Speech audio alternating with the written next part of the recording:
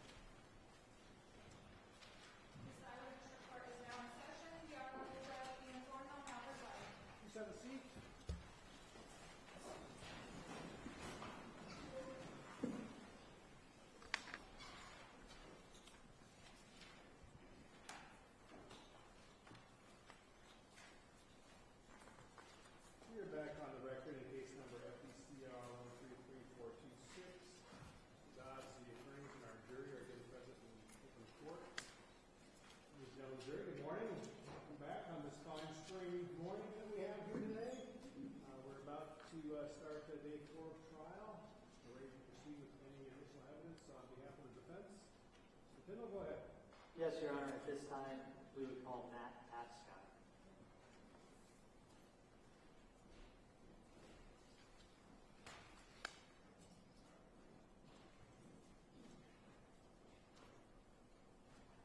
All right, sir, come up here for me, please. Yes, sir. Come around next to this chair, stay standing. I'll put you under oath and you can have a seat. Raise your right hand, please. Do you swear or affirm the testimony you're about to give to be the truth? Yes, sir. Go ahead, have a seat. So I'm just going to ask you to try to speak into the microphone for us. It's a little hard to hear here. All right. Right on top of it, but be conscious of that. Mr. Tidlow, go ahead. Sir, could you please state your name for the record? Matt Tapscott, Where do you live? Decorah, Iowa. How long have you lived in Decorah? 14 years. Where did you live prior to moving to Decorah? Des Moines, And how long have you lived in Des Moines? my entire life. Are you currently employed? I am semi-retired, working part-time. Where do you work part-time at? I'm the director of the Decorah, part-time director of the Decorah Community Food Pantry. What did you do before you were retired? My entire career was in early childhood education from 1990, or I'm sorry, when I got out of the service in 1978 through about 2 years ago. I'm going to talk about your background at some length. But would you have an estimate of the number of kids over the years that you provide care for as a care provider? I've given a lot of thought to that over the last couple of weeks. In the first part of my career, for 14 years in the first part of my career, I was a director of child care centers in Des Moines, a variety of sizes. And then in the family child care home, the beauty of that is there's not a lot of turnover. So I estimate altogether between centers and my family child care home, child development home, somewhere in the neighborhood of 1,000 children. And you mentioned you were in the service for a while, is that right? Yes, What branch? Marine Corps. And what was your MLS? I was a infantry machine gunner. And just for the jury, if I use that phrase MLS, you know what that is. I do, my job. So MLS stands for your occupation in the military. Correct. So you went from being an infantry gunner, did you say? I was an NCO and a platoon leader. You went from that to child care. I did. Seems like a kind of a whiplash change. What drew you to that child care? I fell in love with the work. I was on my way actually to interview in law enforcement, which is more traditional. Somebody encouraged me to stop at a nonprofit center, an agency managing several centers in the Des Moines area, and I interviewed and was offered the position. All right. I think just a minute ago you talked about two broad categories of child care. One would be child care centers. Is that right? Yes. And the other would be home care or home-based care, correct? Correct. All right. And you've worked in both. Yes. And I think you said this. How many years did you work in the daycare centers? In daycare centers, 14 years. In the home setting after that? 24 years. So, are there some significant differences in how you operate as a care provider in a daycare center setting versus a home setting? My motivation for going to child development home programs was that I was noticing in the center we were dealing with a lot of institutional pieces of maintaining buildings and budgets and staffing, and felt like children were pretty low on the list of meeting the needs. I explored the opportunity to get into regulated child development home care in the state of Iowa, and so I opened a child development home program, chose to be registered and participate in the regulatory system that exists for those programs. When you say a regulated home care setting, how is that different than, say, an unregulated home care in Iowa, if you're caring for 6 or fewer children, the state doesn't require you to register.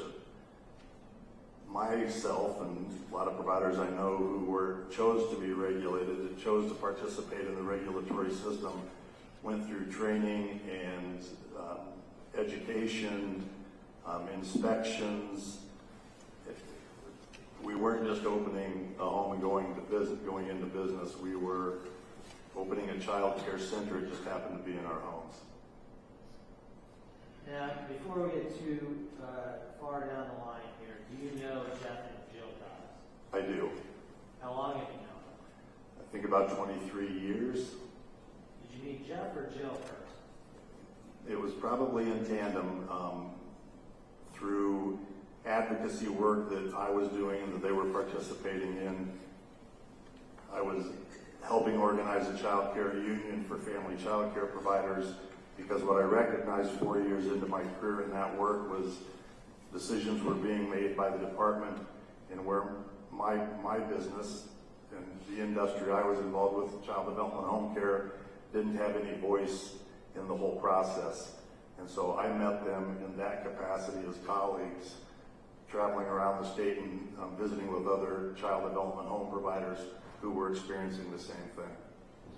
So the goal, or at least one of the goals of starting to communicate with other providers such as yourself, was to gain more of a voice in the administrative rule and regulatory process? Yes. And were you able to successfully gain more of a voice in that process? We were. The Department of Human Services was very responsive to our effort. A great example is we were at the negotiating table. We organized into a child care union because labor law affords organized unions to be at the bargaining table with whoever's overseeing your industry. In this case, it's the Department of Human Services. And the department would argue on rules that didn't make any sense in family child care, how far open the door is or not open, and when we would bring to the department's attention, because we could network with providers across the state, that the way that they had written the rule or the law, but the rule, oftentimes the department would write the rules for whatever the legislature had decided, and we were saying it's not being applied in the field in the way that you intended. And so the department was really quite responsive to that. So the department was responsive to bringing more common sense to the process? Correct. And that doesn't mean that there's still not a wide variety of regulations and rules that you have to follow as home daycare providers, correct? There's 91 pages of child care rules and regulations for child development home. And in terms of how we talk about whether you're following the rules, is compliance and the verbiage that's used, whether you're in compliance or out of compliance? I think every quality provider knows what compliance means. One of those is open door policy, that when you open the child development home program, you are operating a business and have decided one of the rules is you have an open door policy. The department can walk in at any time. And the department isn't the only one who's regulating the regulated daycares, correct? Some of the things that Iowa has done decently is that the Child and Adult Care Food Program, public health, PITC training. If you are participating in those additional programs, those improvement programs, then you have said our door is open when you want to show up. Now,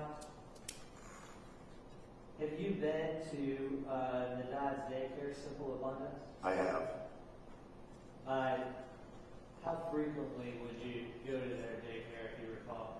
Not frequently. A lot of it had to do when I was traveling, either as I was the president of our child care union, and later I was the president of a state family child care association. And when I was in the area, I would visit their program. Do you consider Jill and Jeff Dodds friends? I do.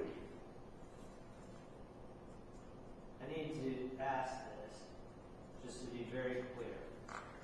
Does your friendship with Jeff or Jill impact your testimony in any way?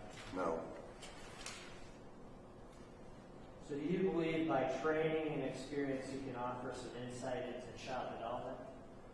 I do it specific to child development homes. So you can offer some insight into how home child care works in these regulated daycares? Correct. And the day-to-day of what it looks like, right? Yes. And do you understand, I'm not asking you for how you feel about Jeff Dodds. Do you understand that? Yes. I'm not asking for how you feel about these allegations. Okay? Yes. But let's talk about that training and experience. So we've gone over how many years you've worked in these daycares, and have you served on boards, commissions, or committees that are child care related? A board member on the National Association for Family Child Care. Sir, I'm just going to stop you. So is that a yes? Yes. And then we'll get into some of those. Were you on the initial advisory committee for the Iowa Early Learning Standards? Yes. What was that committee's mission? The federal government required that every state have early learning standards and to draw down federal funding, and Iowa at the time didn't have them. So the goal was to create an Iowa Early Learning Standards manual. So, early learning standards seems like kind of a difficult term to understand. What kinds of standards specifically were you looking to establish? It really is a very strong document for the state of Iowa. We were looking for engagement. We were looking for learning. We were looking for physical movement. We were looking for social interaction between children and between adults.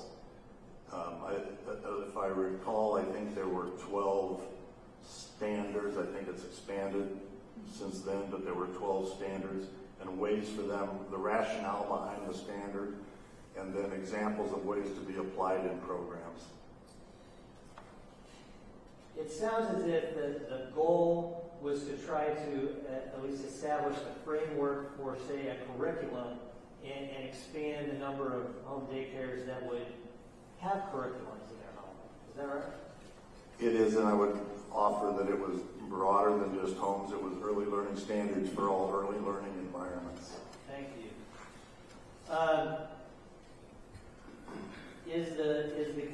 Is there a group called the Iowa Child Care Task Force that you're familiar with?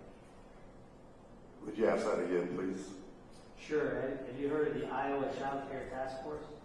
That was, yes. What is that? It was Governor Tom Vilsack's recognition that child care was unrecognized in the state. It wasn't well organized, and the governor called a task force together.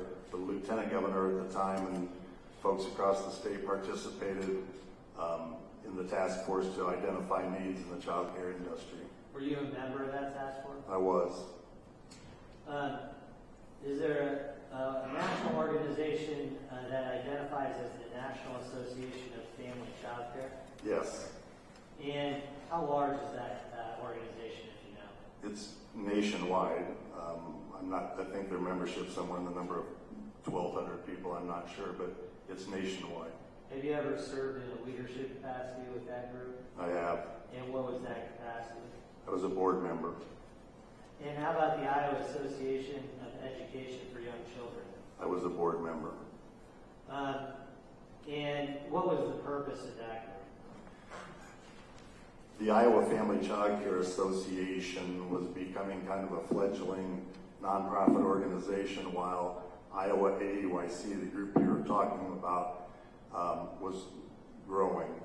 And we made the decision as an organization to become part of Iowa AEYC so that they could provide a foundation and a space for family child care providers to have a voice.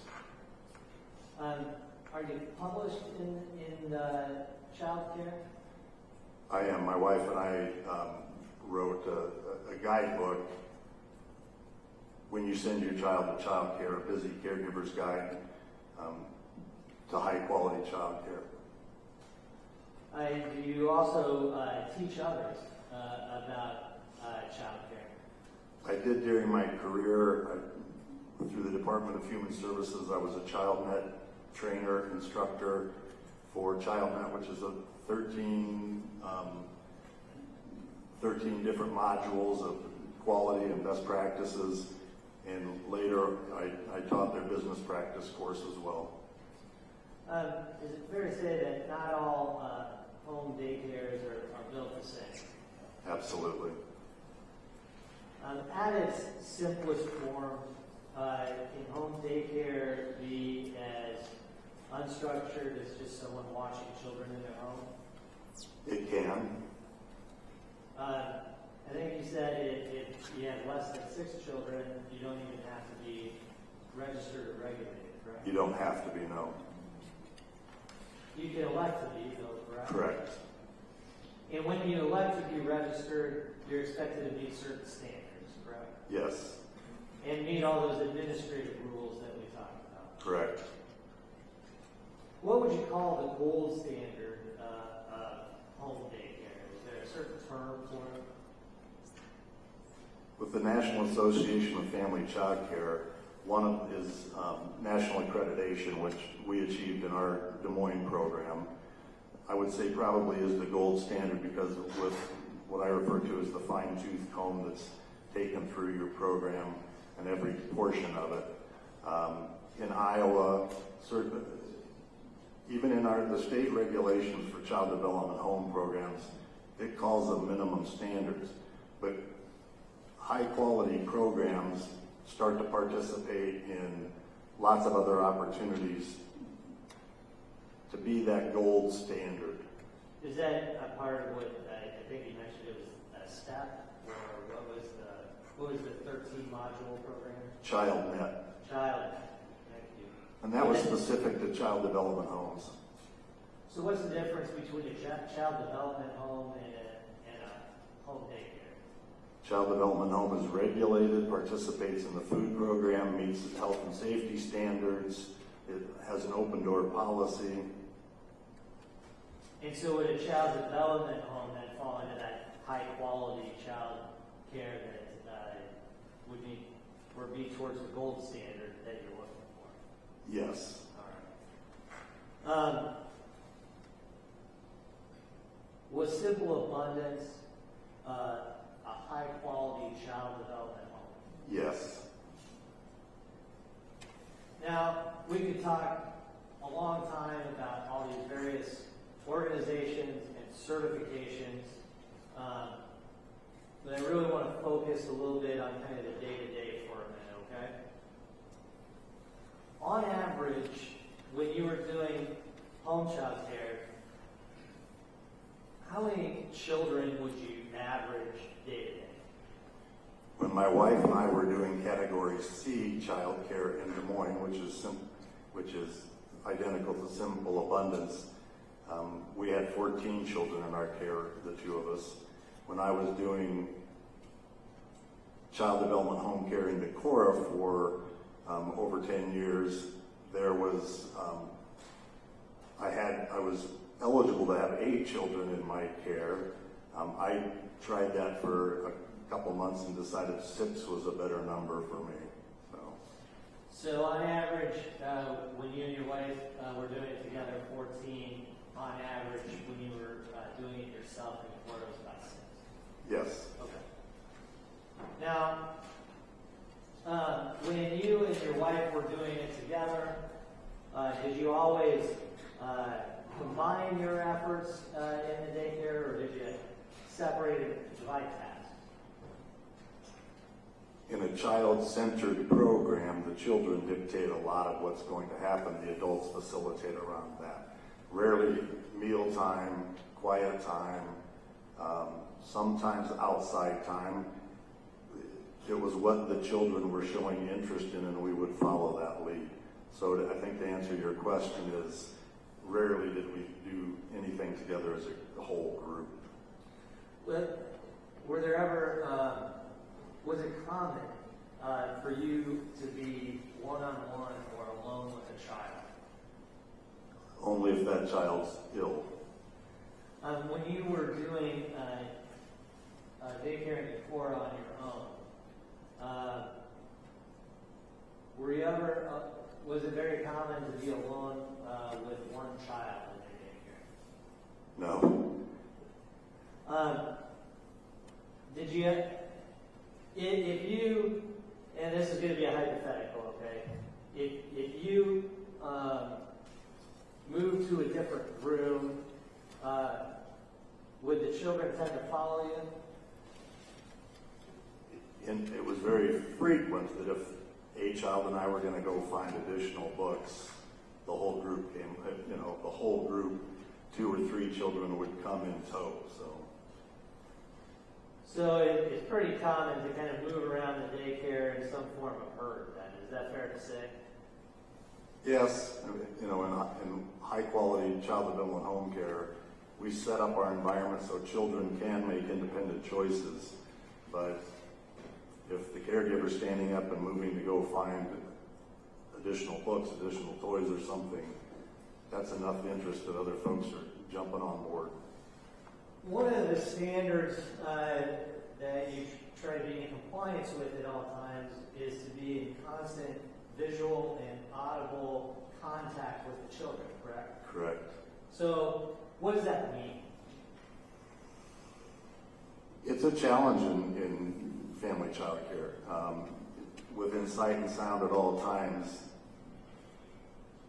that's easier to achieve in centers with multiple staff and homes that have complete walls and separate rooms.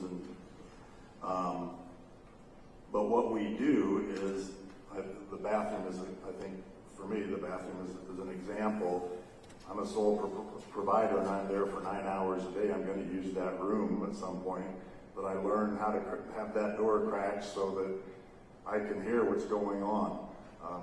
Excellent providers know the sounds of the group that are in our care, know the needs of the group that are in our care.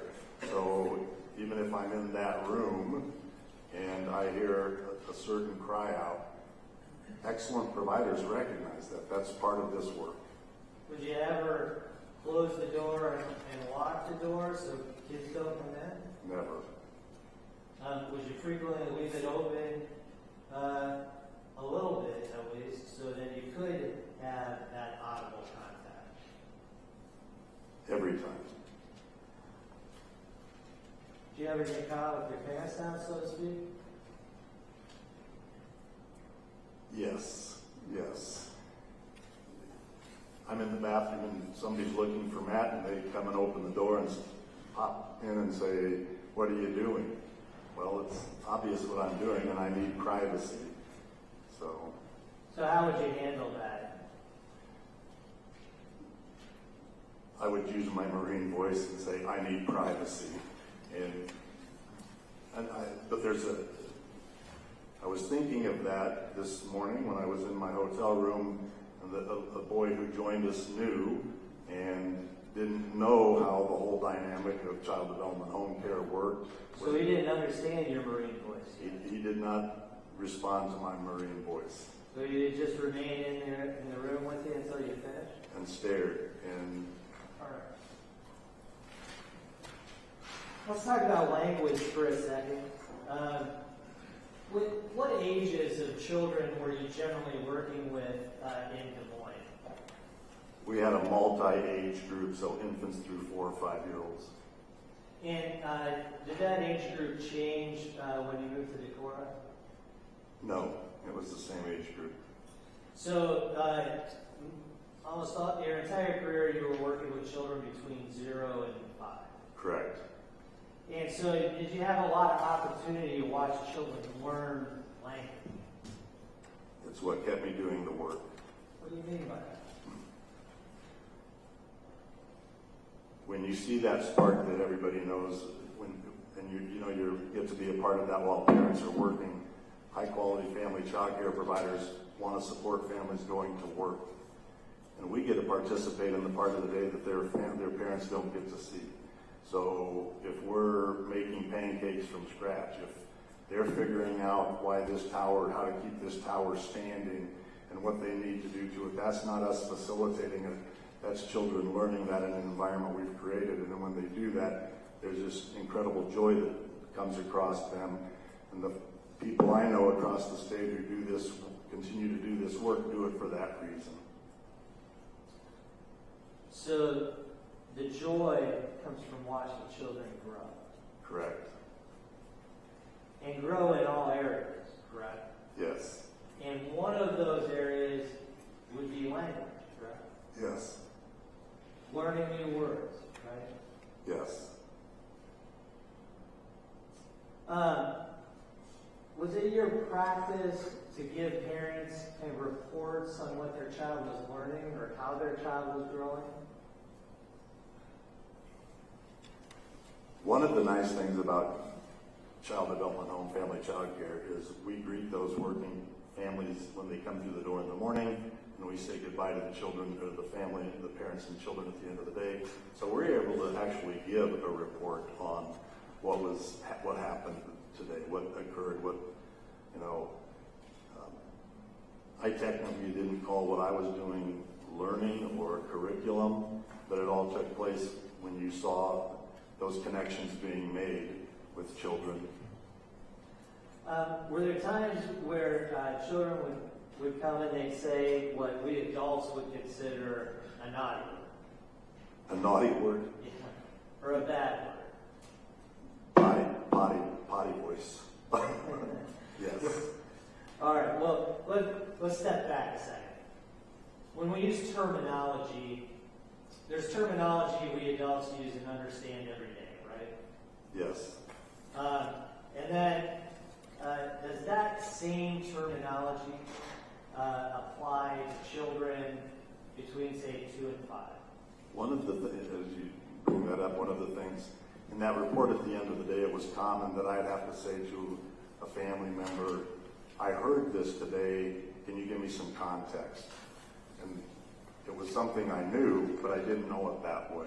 And it's how that family or that child described whatever that situation was. So did you ever have occasion, those conversations where you said, well, your child said this, and the parents responded they had no idea where they learned that? Yes. Is that pretty common? Yes. Sometimes does it seem like children just kind of learn words out of thin air?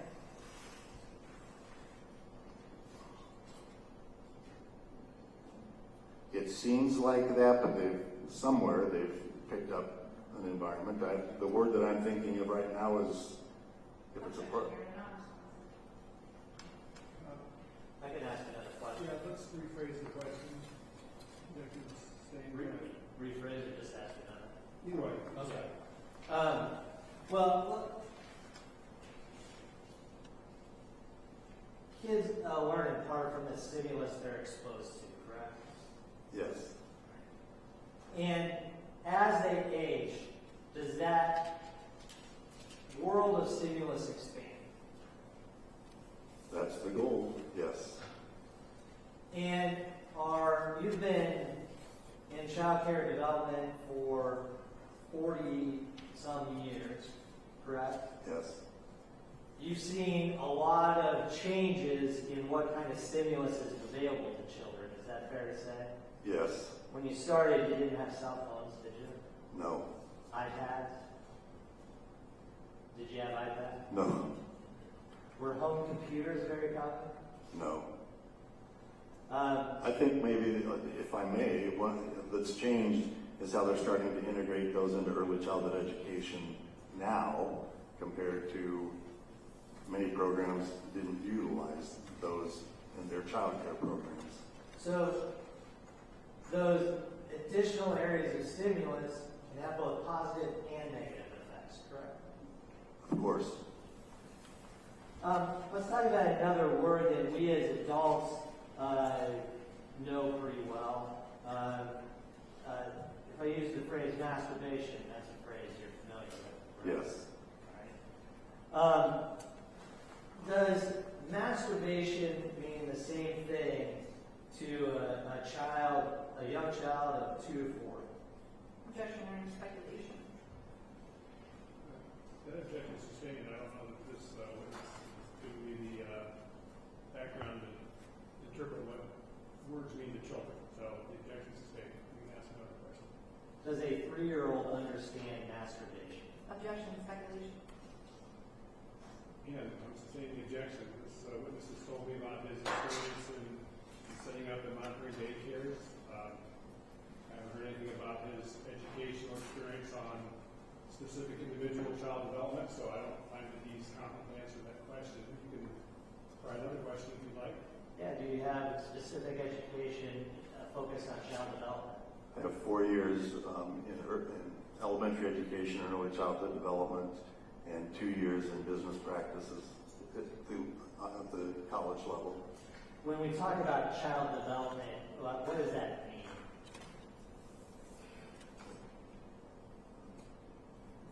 From birth through 8 is early childhood development, is what's regarded professionally as early childhood development, and everything that occurs during that time. And part of that is understanding how their understanding of the world develops over time, correct? Correct. And part of that is learning how to speak to children in ways they can understand, correct? Definitely. And it's also learning how to hear them in ways they're trying to communicate to you, correct? And not only listening, but observing. An important part of the work that we do is observation of children in groups of children. Based on all that experience, have you been able to develop some opinions about generally how children learn to understand words? Yes. And have you learned and observed how they put those words into the context of the world around them? Most definitely. So based upon that experience, do you feel like you have enough knowledge, education, and training to be able to give an opinion about whether a 3-year-old understands the term masturbate in general? I do. So, we as adults understand masturbate, correct? Correct. Have you observed children in your care masturbate? Yes. Your Honor, may I give an example? No. You have to answer the question. Yeah. Yep. Mr. Tyndall, Thank you. questions that he thinks are relevant. Go ahead. So when we use that phrase, what kinds of physical behavior have you seen young children do, which we might consider masturbation? We refer to it as learning to self-soothe. And what's that?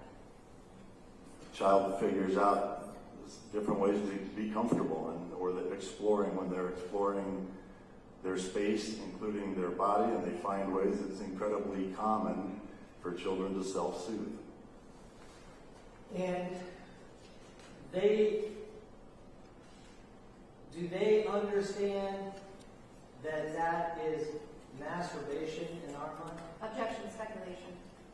Objection is overruled. We have a full interrogatory that crosses over with this opinion, so you may answer the question, sir. No, that's not, they're not looking that way. They're self-soothing. And would that happen while you were watching? Yes. Is a child self-soothing a positive thing or a negative thing from a child development perspective? It's a positive thing Why is that? because they're learning to self-soothe.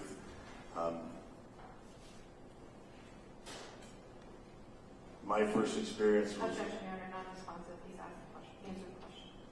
Objection sustained. Sir, just wait for the Yes, sir. question to be asked.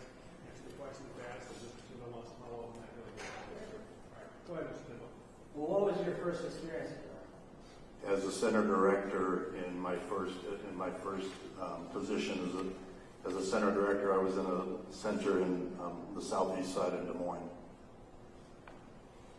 And you continue to watch that occur throughout your career, correct? Children learning to self-soothe. Yes. And is it best practice to allow a child to self-soothe so long as it's not disruptive? Yes. And why is that best practice? It's the child's body, and they're deciding what to do with it. It really becomes part of self-soothing. We hope for people to learn how to soothe themselves. When it does become disruptive, or is at a point that isn't appropriate for one reason or another, is it best practice to tell them no or to stop? We tell them to find, this is something we should do in private.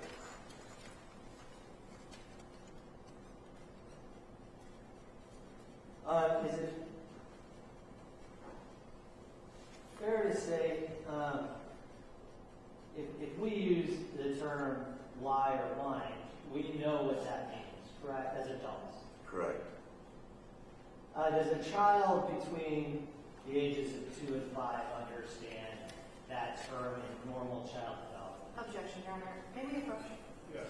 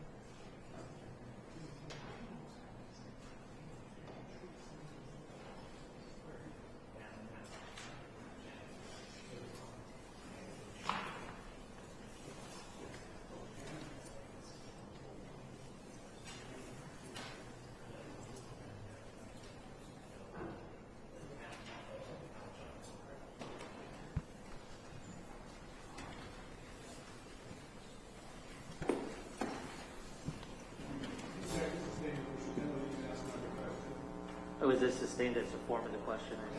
Okay. I'm going to ask for your opinions on child development and language again, like we touched base about before. I want to make very clear for everyone, this is your opinions based upon your training, education, and experience. Do you have an opinion on whether the average 2 to 4-year-old understands what lying is in the same way we do as adults? Yes, I have an opinion. What is your opinion about that? It's part of the developmental process. Young children don't look at lying as the way we do. They're solving problems, they're exploring, they're creating, it's not lying in the same way that an adult would define it. And it is a developmental process that they have to pull information and fit it into their world. And so children are pulling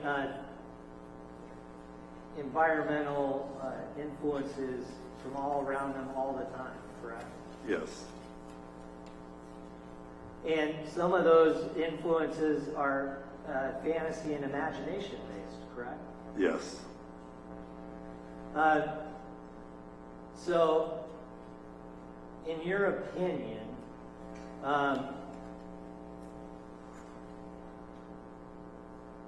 is every time a child says something that's not true, is it a lie?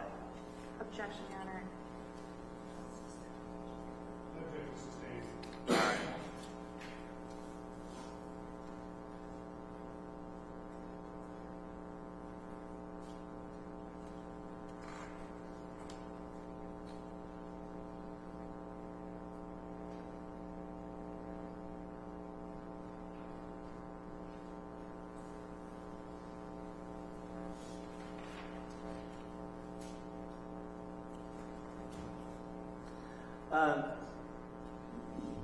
Have young children talked to you over the years about Santa Claus? Yes. They talked to you about the Tooth Fairy? Yes. Have they talked to you about the Easter Bunny? Yes.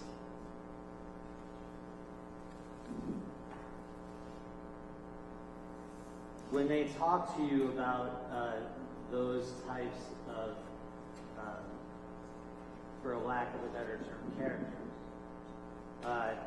do they talk to you about it in the idea that those characters are real? Yes. Santa Claus is real to them, correct? Correct. Yeah, I guess I have one last question. You've dedicated much of your adult life, almost all of your adult life, time, career, energy, to child care and child care development. I guess my question is why?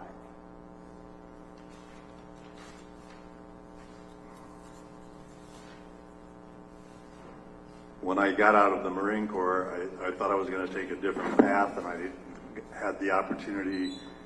The reason I was hired for that first position was because the executive director said I brought leadership skills that were needed in that position at the time. And I fell in love with the work and continue to do that. Center-based care, and there are some real challenges to center-based care across the nation, but I fell in love with the work and really realized our job was to help working parents get to work and participate in the economy. And because that need is real, that children shouldn't be paying a price for that we should be creating environments, and that's what I did, others have done in their child development home programs that go above and beyond. And it's the advocacy with other providers and with organizations, including the department and state legislature, to advocate for not only for best practices, but for funding to improve our state's child care system. I fell in love with the work, and it was purposeful work, and that's... And based on your 20 years of experience with the Dodds, were they right there with you? That's how we built our friendship relationship. Yes. Nothing further.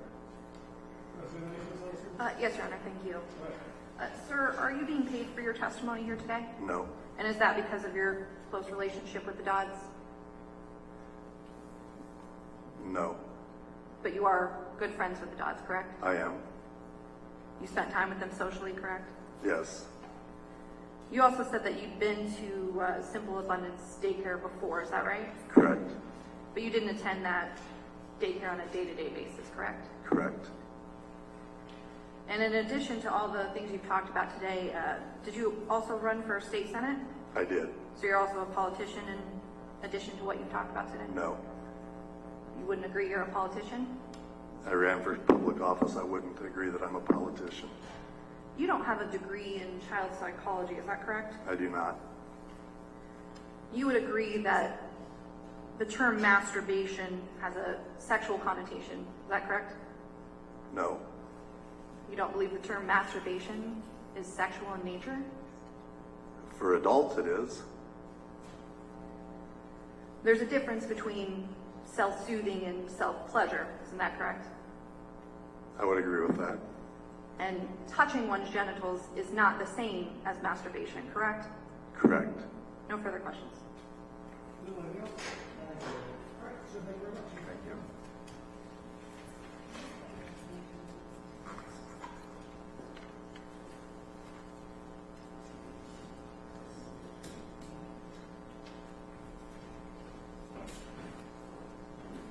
Sarah, you have another one to say? Yes, Your Honor, we told Dr. Kim Macklin.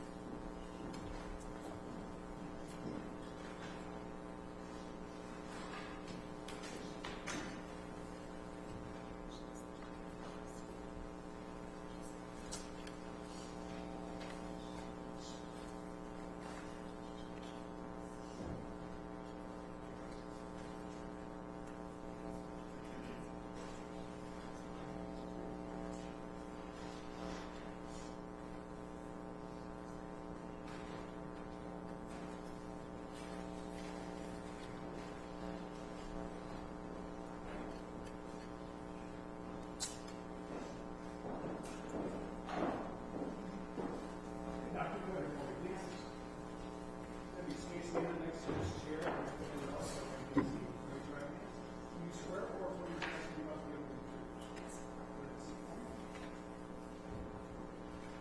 gonna ask you to make sure that you're speaking to the microphone. You are here in this courtroom. You have to be right up on it, but that is to be where you are live. Okay? Okay, thank very you. much. Jerry, go ahead. Thank you, Your Honor. Good morning, Dr. Macklin. Hello. Could you state your name and spell for the court reporter, please? Yes, my name is Kimberly Macklin, Kimberly Macklin.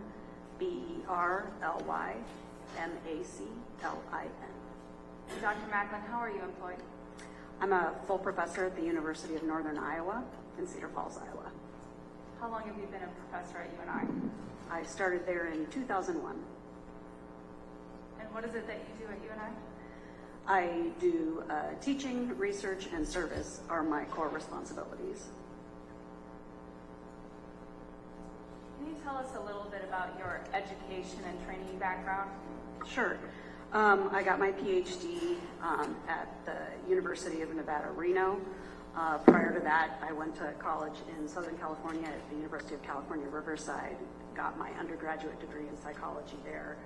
Went on to get my PhD in social psychology at the University of Nevada, and then went on to a 2-year teaching and research position at the University of Texas, El Paso, and then ended up here up at UNI starting in 2001. And what kind of courses do you teach at UNI? I teach introductory psychology, so where we cover the entire discipline. I also teach motivation science, and then specialty seminars in child forensic interviewing and trauma psychology, among others. Do you also teach a course in human growth and development I have taught human growth and development in the past, yes. and a course in forensic science? Yes, I have taught that course in the past as well. Have you been published anywhere? Yes, so obligations for a professor at most universities is that you stay active with your research and that you publish your findings in some fashion, either through journal articles or books, and I have done both. Did you say that you've written some textbooks? Is that right? Yes, I've written a textbook on Introduction to Psychology that covers the entire discipline. I'm a co-author on a cognitive psychology textbook that covers memory, attention, sensation, decision-making, all that sort of brain cognitive stuff. And then I am an author on an experimental psychology textbook, which is about how to conduct research in psychology. Have you also written some articles and peer-reviewed articles?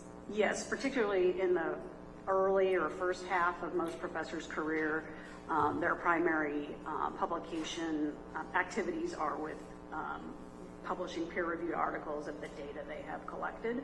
And so I have quite a few of those publications and then presentations at conferences as well. And can you tell us what peer-reviewed means? So in science, and it's true for all sciences, not just psychology, so chemistry, biology, you can't just submit your work and that they'll publish it. They send it out to typically what's called blind peer review, where they have experts in the field who don't know who you are and you don't know who they are, evaluate your work to determine if it should be published. And the publication acceptance rate is usually quite low. They want to make sure the best work is getting out there, and also want to minimize or even completely eliminate issues of bias or undue influence, which is why the people don't know who is writing the work that they're reviewing. So putting all that together, it's essentially a quality control mechanism to make sure quality science and information is being published. Is that fair? Correct, and that is how the scientific enterprise works across various disciplines. Have you written a peer-reviewed article, or are you in the process of writing a peer-reviewed article about memory evidence in child sex abuse cases? Yes, I am. Have you also done consultation work in legal cases? Yes, I have. What states or jurisdictions do you do that kind of work in? I have consulted in Iowa, Kansas, Illinois, Missouri, Wisconsin, South and North Dakota, and maybe a couple of others. Do you only consult with the defense side of things? I've been approached by the defense to provide information that I can about the science of memory for their cases. I'm not opposed to working for the prosecution. I've just never been asked. So that's certainly something that you'd be willing and able to do if asked. Correct. And you're paid for that consultation work? Yes, I'm not paid to say any particular thing, but I'm compensated for my time. And that's true regardless of what your opinion is that right? Correct. May I approach your Honor? Yes.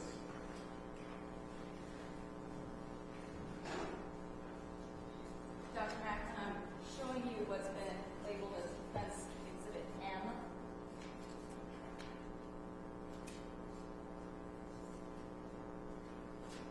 Can you take a moment to skim through that? Yep. This looks to be my documented productivity as a professor, current as of last month, February 2024. And this is 43 pages in length. Correct. Now, I'm not going to walk through each and every page of all 43 pages here, but does this provide us additional information as to your qualifications, experience, training, knowledge, and education? Yes. So unlike in sort of other contexts where your resume should be just 1 or 2 pages long documenting work history, professors are required to keep what's called a vita, and it documents all of your accomplishments for the entire time of your career. So as you get older, they get longer, and it's because they're just supposed to document everything. And just some of the topics that this includes your education and certifications, awards, professional positions, publications, presentations, things of that nature. Correct. You're going to move to admit Defense Exhibit M. Any objections to M? No. M is received.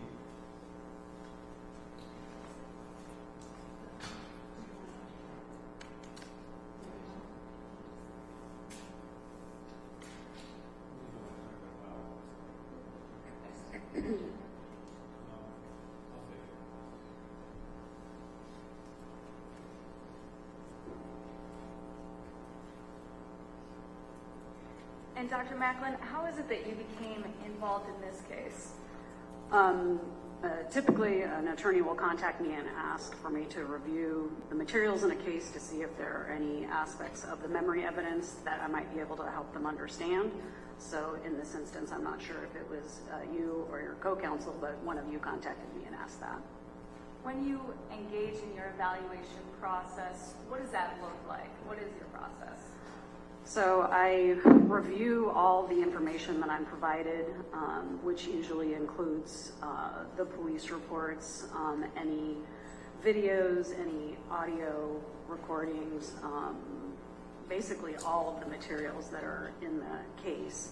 And what I'm looking for is information about if there's memory evidence, and if there is, where is it, how is it documented, and then importantly, how was that memory evidence collected. Did you review certain materials for this case with Mr. Dodds? Yes. What were some of those materials? I reviewed the forensic interview with the child. I reviewed a short video clip that I believe the mother took, and I reviewed the other documentation that was provided to me, which was probably things like police reports and potentially DHS summaries, etc. And after reviewing those materials and performing your evaluation, have you formed any opinions in this case? Yes, I have. And are those opinions to a reasonable degree of psychological certainty? Yes. Are all of your opinions to that same degree of psychological certainty? Yes. Why don't we take a step back a little bit and just talk big picture? What is memory?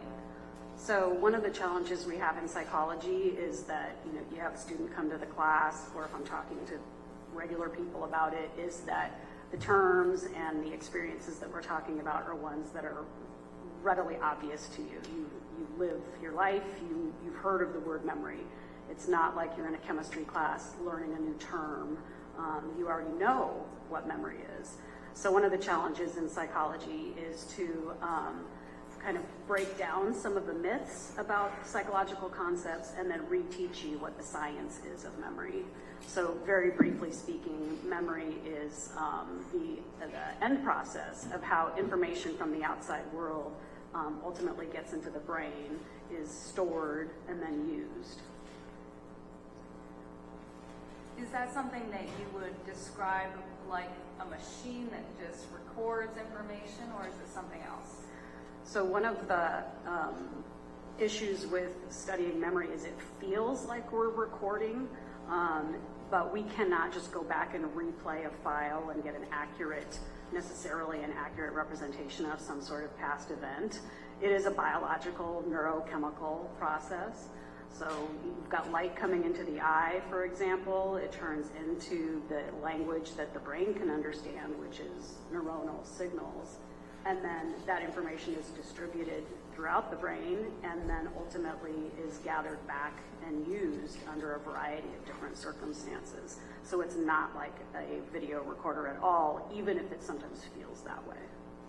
Now, I've sometimes heard memory described as being more like Wikipedia than it is a recording device. Do you agree with that assessment? That's an interesting analogy. One of the analogies we also use that's more accurate to how memory works is like it's a puzzle. You're pulling pieces together, but sometimes you can force fit those pieces, and sometimes your resulting image or memory can be wrong. The Wikipedia example is that that the memory is constantly being updated. And if you're familiar with Wikipedia, you know that other people can go in there and update that entry.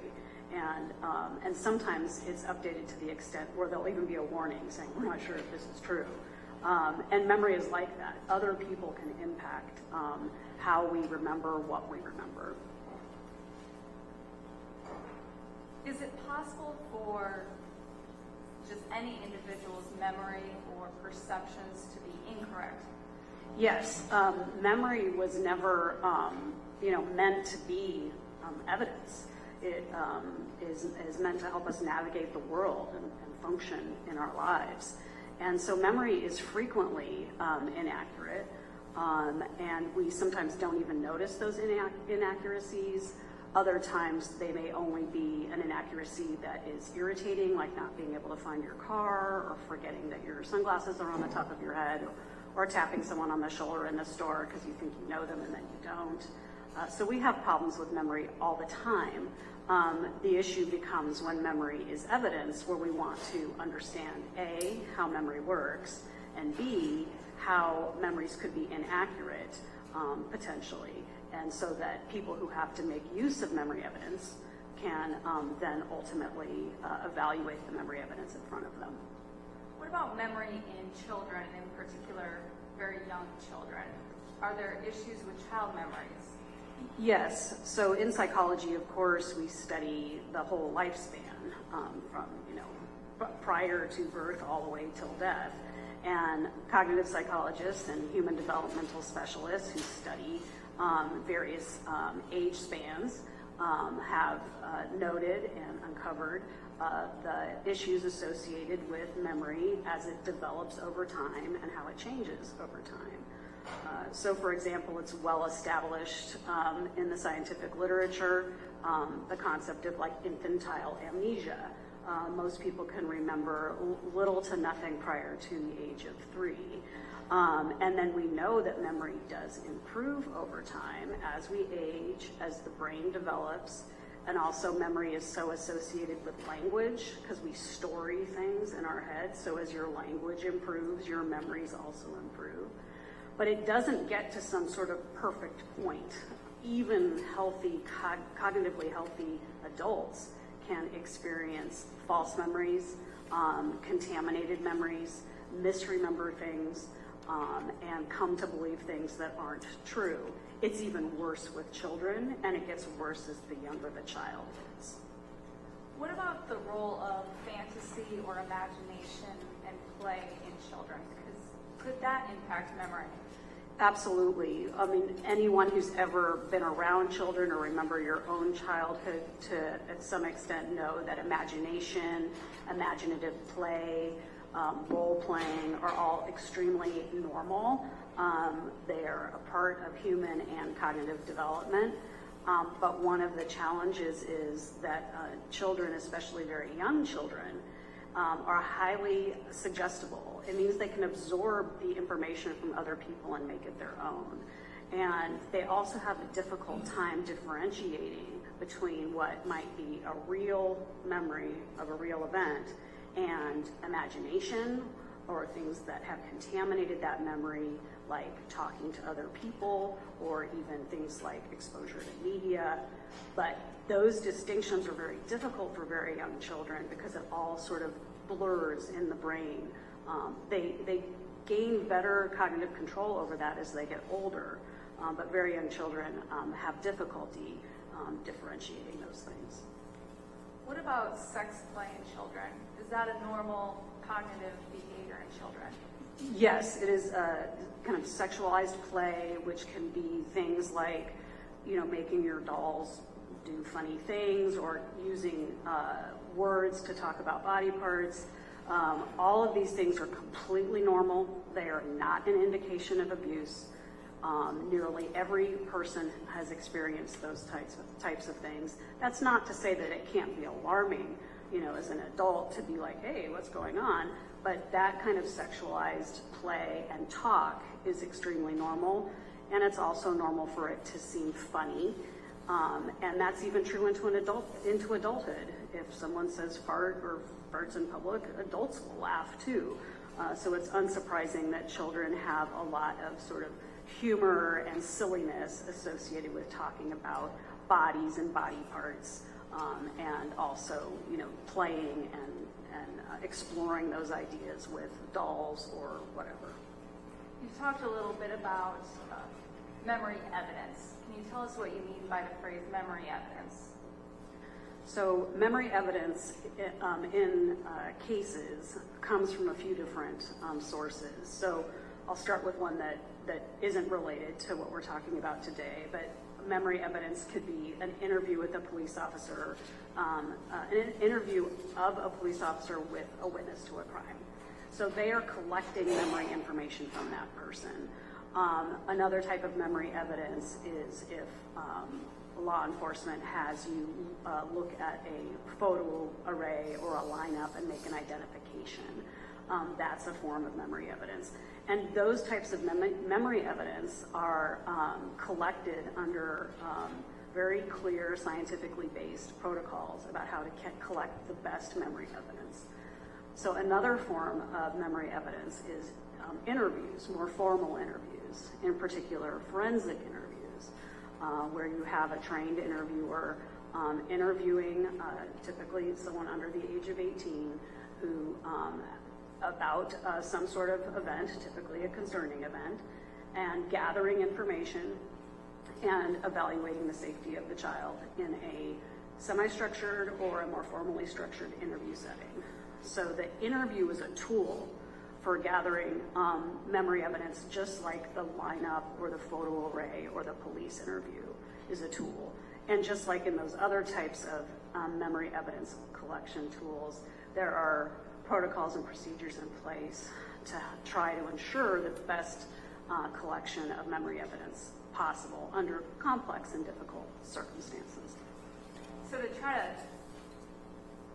draw an analogy that's maybe something a little more concrete, if we are watching a crime show and we see them pick up the blood or pick up the fiber, is that like what investigators are doing with memory evidence when they're conducting an interview? Of course, the actual mechanics and procedures of collecting that memory evidence look quite different, but the analogy is meaningful. And it's one that I think is helpful, especially because we all have a lot of experience, most people watching crime shows. So if you are watching a crime show and they're collecting a fingerprint evidence, even if you are not skillfully trained in all of the reasons why they're doing what they're doing, you can imagine that it would be critically important for people later on who are making decisions about that fingerprint evidence to understand the rules about how it should be collected, who did the collecting, have they been appropriately trained, were there any problems with the collection procedure? Was the person who collected it new or tired or hungover? Did they accidentally carry around the evidence in their purse for a week before dropping it off to the lab? When they got to the lab, was the lab out of compliance on their little certification thing?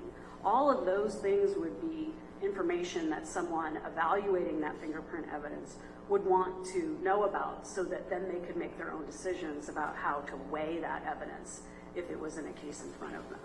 And so memory evidence is similar. It's not talking about, very rarely is it talking about anybody lying. It's about how is this memory collected? What are the mechanics and the science of memory, so you understand even how it works? And then are there any issues with that collection procedure, such that are there factors that you would want to consider when you're weighing and evaluating that evidence in front of you? Is memory considered a high value form of evidence? If what you mean in terms of high value is it is very meaningful and influential, so we also have an entire science of evaluating how people evaluate evidence in trials.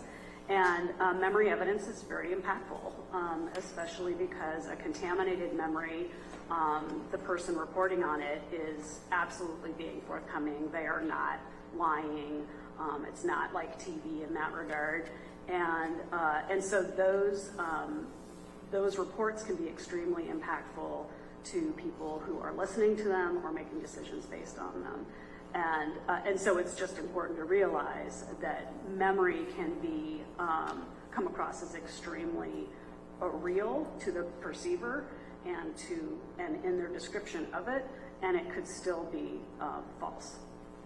Now, you've used the phrase memory contamination. Can you give us a little bit of a better idea of what that means? Sure.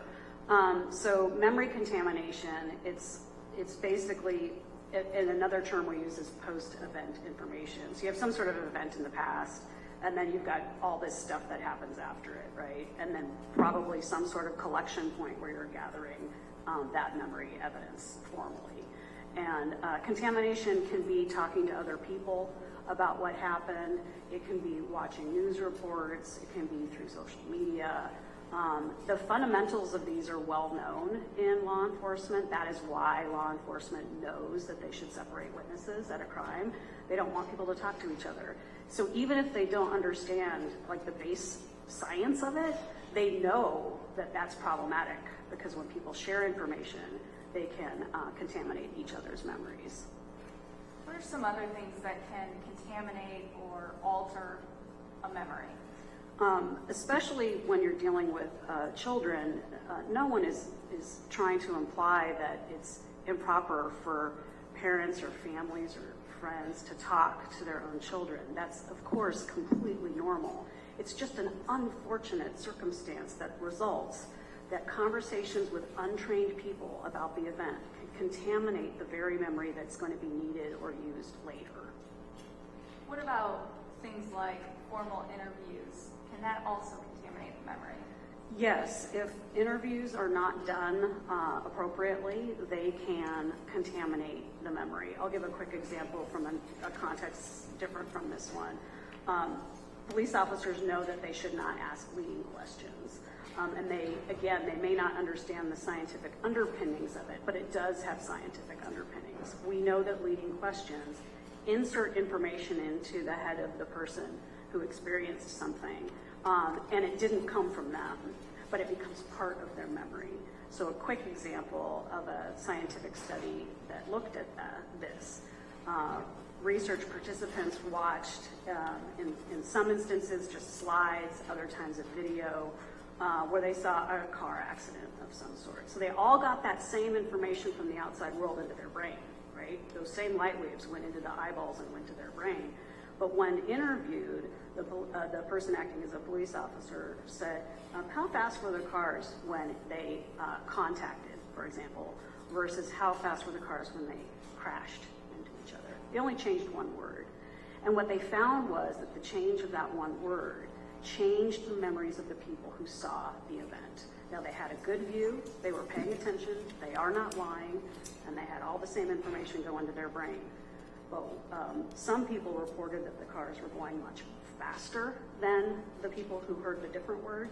And interestingly, that people who heard the crashed word, they actually, and I hesitate to use the word made up, but their memory was contaminated enough such that they reported they saw broken glass or no broken glass existed.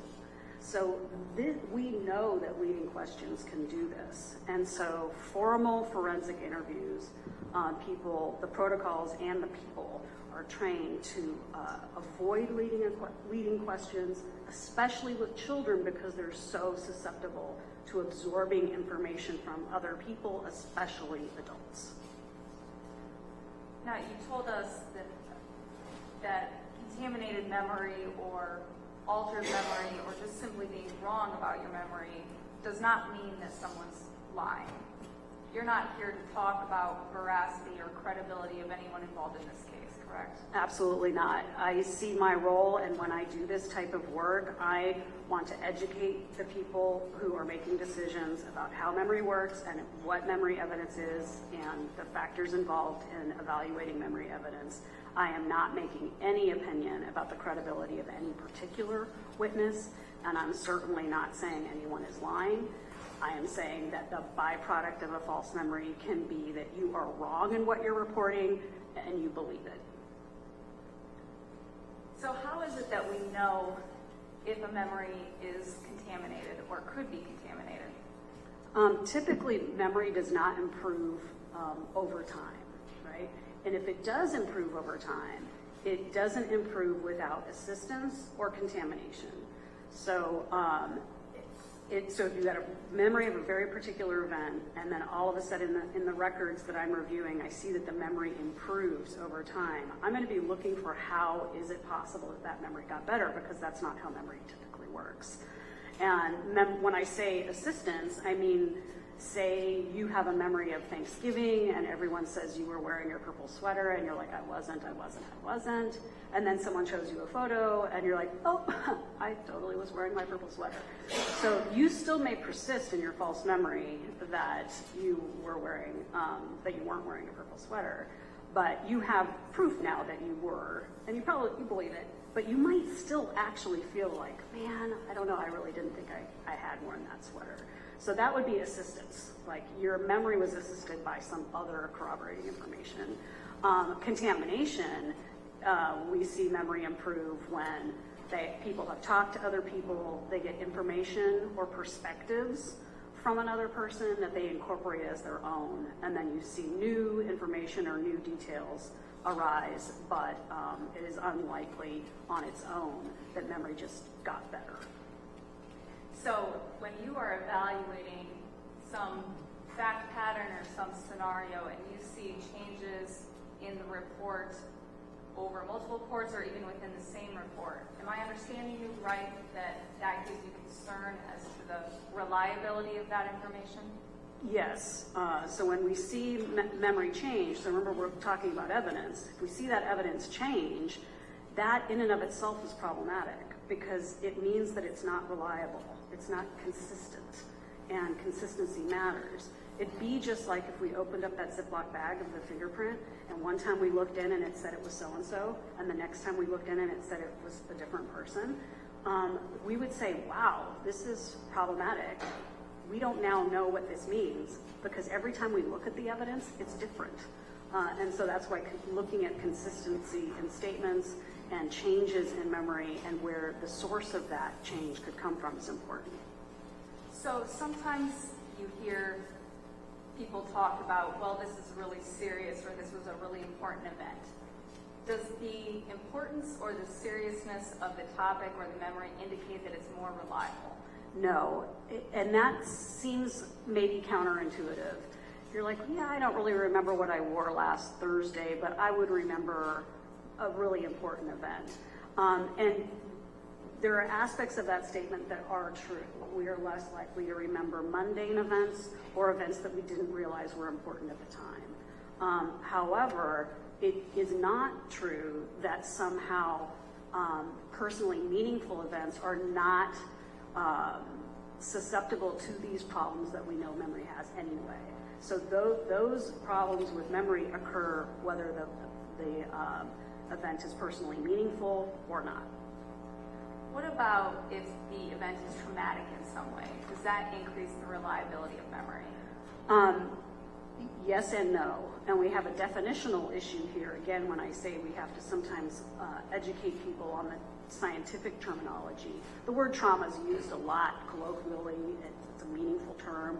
But when the science of memory is looking at trauma, it's a very, very narrow definition. The trauma memories are those that are created in circumstances where you felt you were going to die. So the trauma memory research is done on combat veterans, people involved in natural disasters, war, victims of very significant violent assault.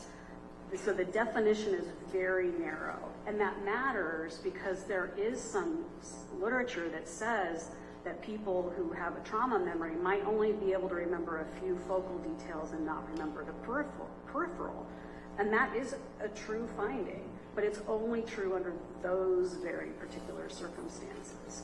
So typically in cases, if there's not actually a traumatic event, by definition, not saying that there's plenty of things that are upsetting and awful that happen in the world, but if it doesn't meet the definition of a traumatic event scientifically, then we can't use those data to then say, oh, XYZ is true.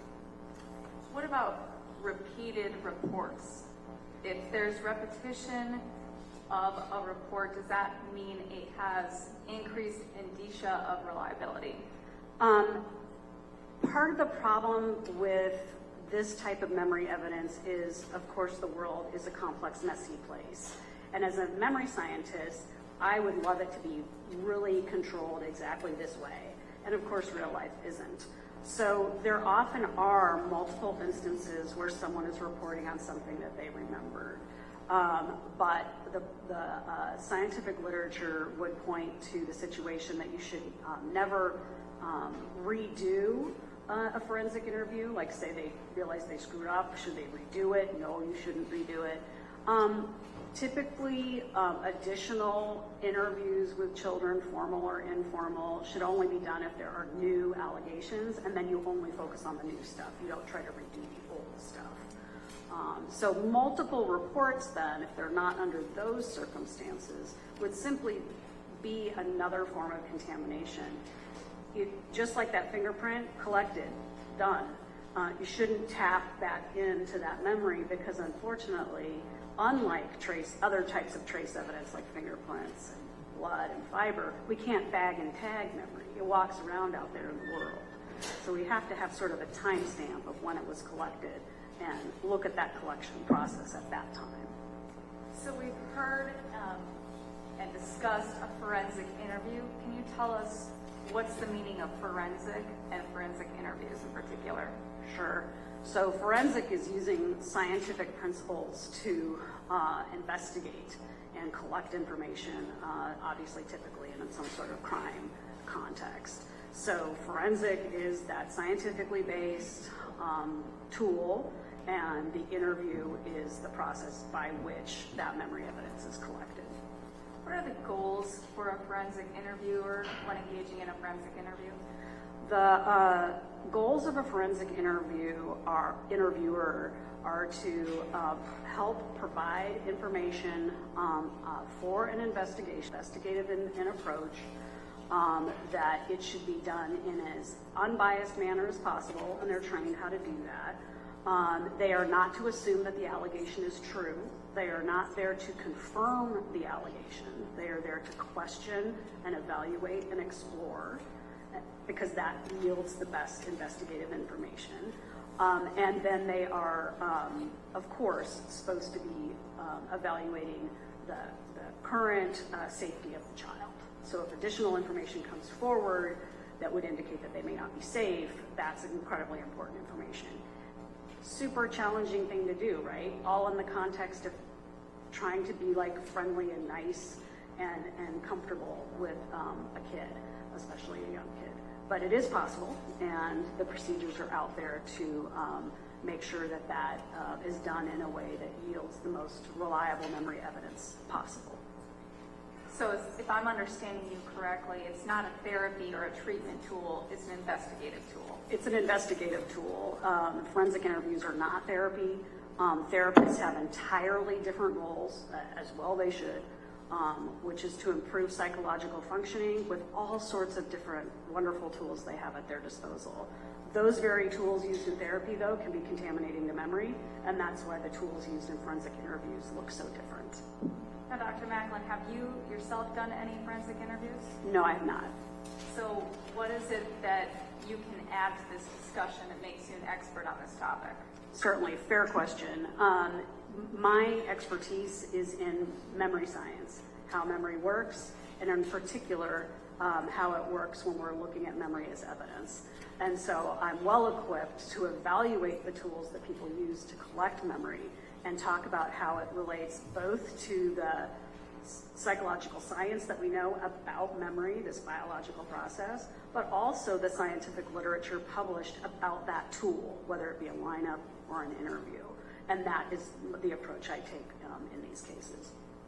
So is it fair to say that the forensic interviewers who are doing those interviews are using your research and body of knowledge to inform how they do the on-the-ground, day-to-day interview? Correct. I mean, it's just not mine, of course. An entire body of 130 years worth of scientific literature on how memory works. The protocols that interviewers follow, the trainings they receive, all have at their fundamental basis this science. And just like the police officer might not always realize that the separating witnesses has to do with contaminating memory, the forensic interviewer may not be completely aware of all of the memory science underneath what they're doing and why they're doing it, but they certainly are well trained on what they should do. So ideally, I help provide some insight on why they are supposed to do it certain ways. You've talked about procedures and policies and protocols to be followed. Why are those so important in gathering this memory evidence? Because just like you would want to know if there are errors in the collection of that fingerprint, you have, in my just personal opinion, have a right to know if there were errors in the collection of the evidence that you're going to be evaluating in a particular case. And understanding those factors are important for people who are going to be using that evidence to make decisions. Now, that's not to say that let me backtrack, sorry. there is no such thing as a perfect interview. And no one is saying that there has to be 100% compliance to every single rule ever published in the universe about how to do forensic interviews. But when I evaluate a forensic interview, certainly I may point out the little problems, the big problems, but it's about, are there a pattern of issues that could be concerning? And again, ultimately, I don't make that decision. I try to point out the little things, the big things, and the patterns so that other people can say, I still feel good about it, or you know what, I'm concerned. Because otherwise, how would you know? You know, you've got your lives and you're probably not a forensic interviewer. So my goal here is to give you that information so you can evaluate that evidence. Now, Dr. Macklin, we did hear testimony the other day that when the interviewee, the child, is 3 or 4 years old, you can disregard those policies and protocols and set them aside to not follow them. What's your opinion on that? That would be nearly completely contrary to the scientific literature, both on those various types of protocols for conducting interviews, but also on what we know about memory science with very young children. So there has been a lot of scientific conversation and study and debate about what should you do with any type of problematic interview, like an interview that's just not the easiest one there is to do, right? And one of the challenges is interviewing very young children. 3 to 5 is the age range that they usually evaluate. And we know that memory is very poor around that time period, especially reflecting back after any delay in time. And that, in fact, what the literature shows is that you need to use the protocol even better, more focused, that you don't disregard the protocol. You are mindful of how you use it with such a young child. And the recommendations are to keep the interview relatively short for a child that young. They usually recommend around 15 minutes because kids get bored and it's fatiguing and tiresome. And when they get bored, they may start to exaggerate or say things that aren't true just to kind of get through the scenario. So there are recommendations about what should be done between the ages of 3 and 5. But certainly there is no recommendation to disregard the protocol. It's to recognize the developmental limitations of a very young child and use the protocol in a way that we know scientifically still gets good information. Shayer, can you give me an idea how much more direct you have? I just find it time to give my jury and my work away. This might be a good time for our 15-minute break, Your Honor, and then I can switch gears. Mrs. Jury, we're going to take our morning break. We're going to take 20 minutes. Need your notes. You know we have mission. I'll be back in 20 minutes. All right. This Iowa District Court is now in recess.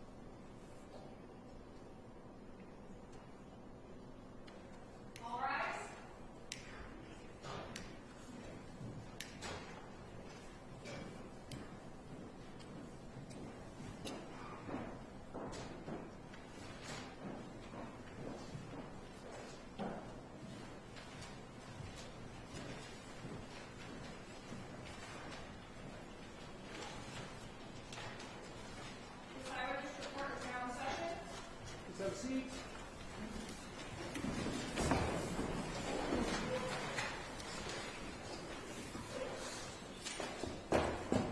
You're back on the record in case number FECR 133426. Mr. Dodds, the attorneys, our jury, and our witness are going to be present at the court. We're ready to continue with the direct examination of this witness. Jay, go ahead. Thank you, Your Honor. Dr. Macklin, before our break, we were talking about some of the specific protocols and procedures to follow with 3 to 4 year olds. What are some of the other procedures that are particularly important with a 3 or 4 year old?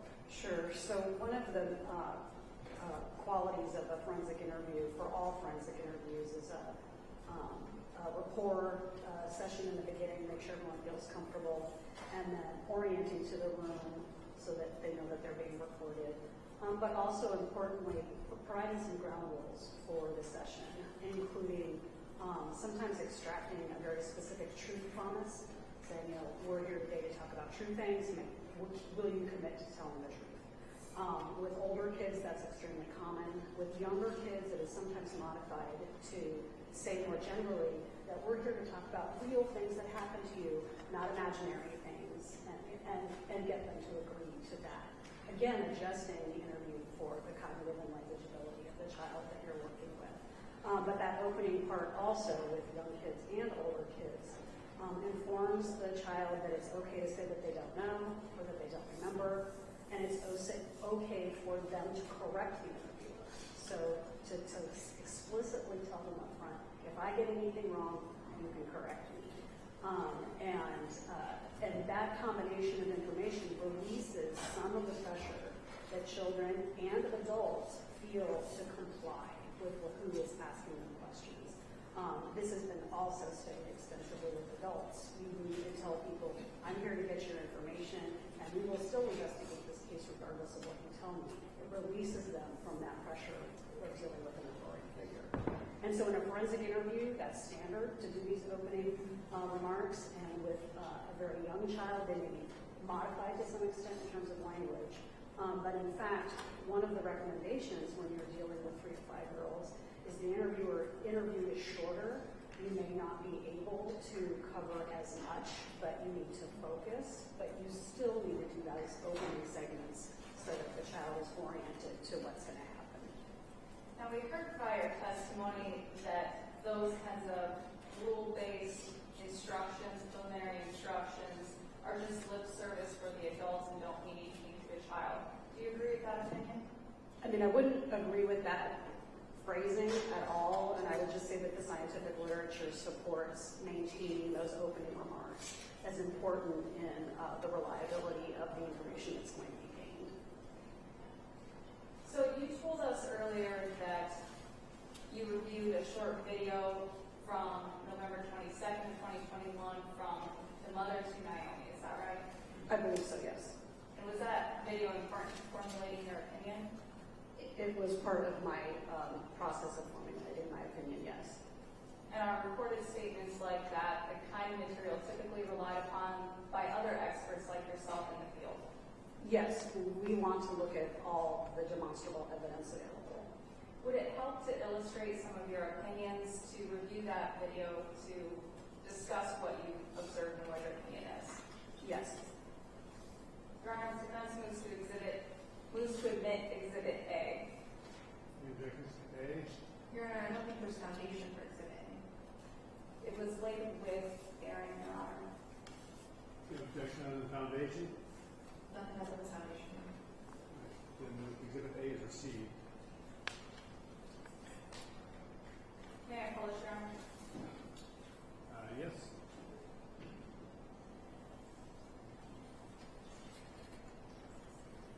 Your Honor, may we approach?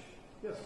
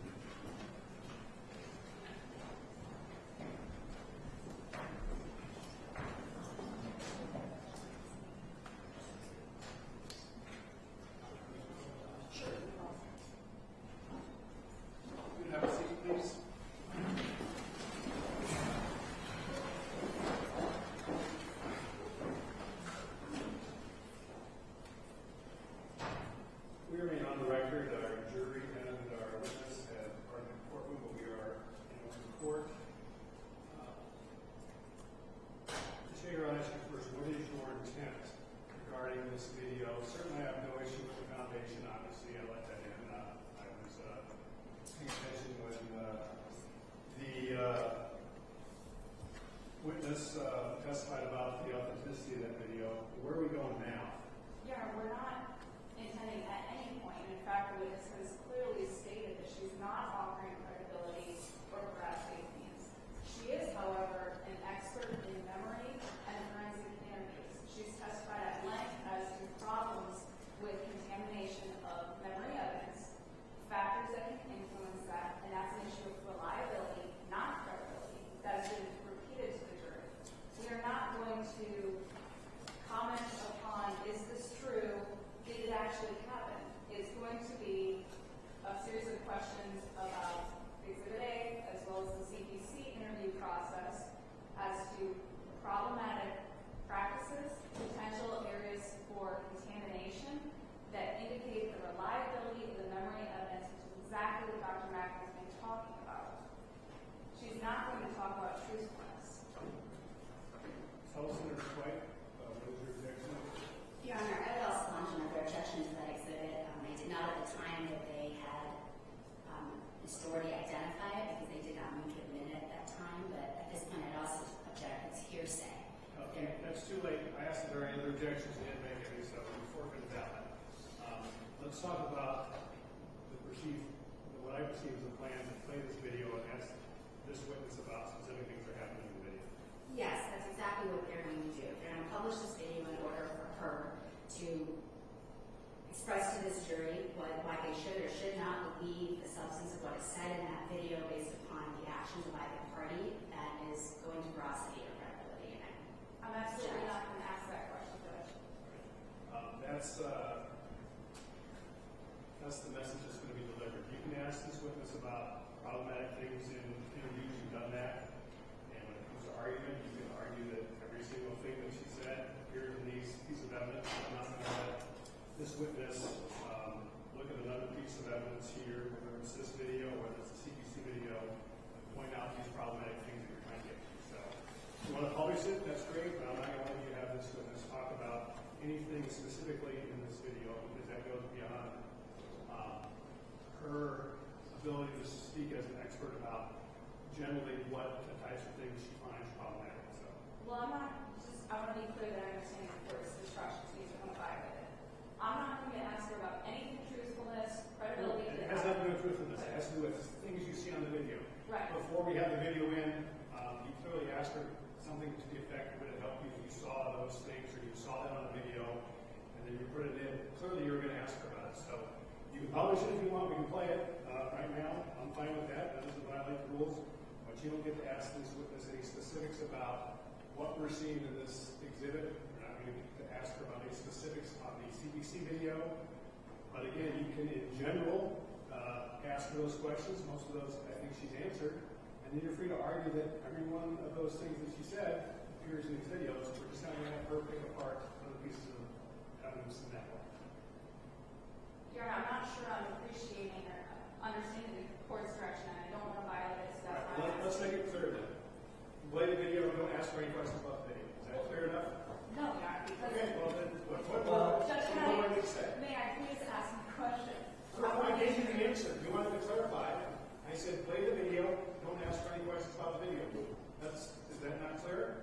Well, I don't intend to ask her, is this here, is this here? What I intend to ask her are, do you see illustrations when she is testified as to, this is the kind of information that is relied upon by other experts like herself in the field, and it would be helpful to illustrate her opinion. She is allowed to... Okay, stop there. So those questions about the video? About this one, I will ask her if she saw problematic indications. I got it. So did I just say you can't ask questions about the video? So what about that is not clear? Your Honor, I ask to make an offer of proof. Regarding what? I'm entitled to make an offer of proof for the appellate record as to what the line of questioning would be if the witness sees any kind of problematic indicators as to reliability of memory evidence exists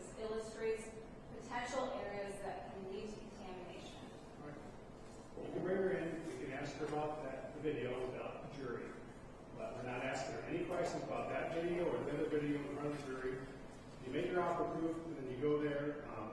After I told you specifically cannot, then we're going to have further discussion of this outside the presence of the jury. Understand? Should I need full offer proof? Yes, you're going to ask about the video, this video, or you're going to ask about both? Both. All right, then we'll wait and do that after we're done. Finish up with your witness, and then we'll kick our jury out for lunch, and then we'll make your offer proof. I'm not going to do it. Okay. Seems like that's going to take a lot of time, so we won't do it in the middle of this testimony. So. All right, bring the jury back in here.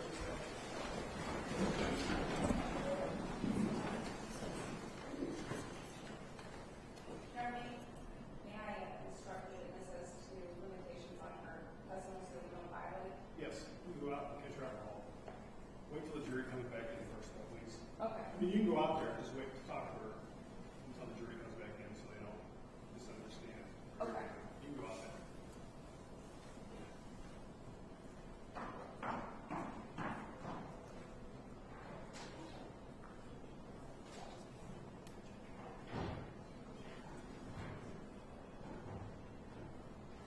All rise.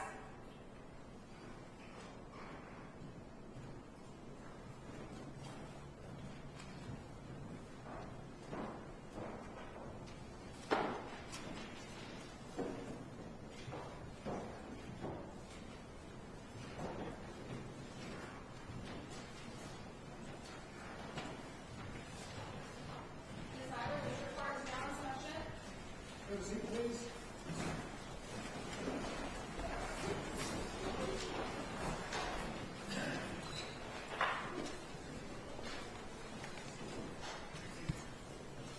Here's the jury. We're just waiting to retrieve our witness from the break we gave her as well. Stand by.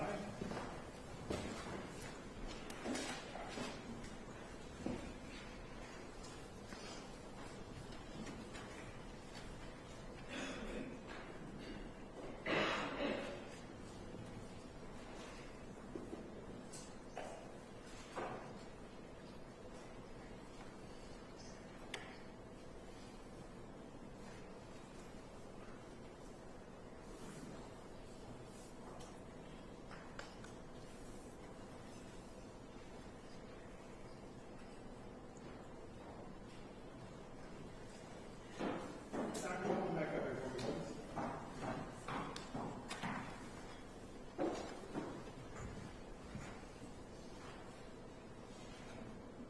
May I publish, Your Honor? Yes. Make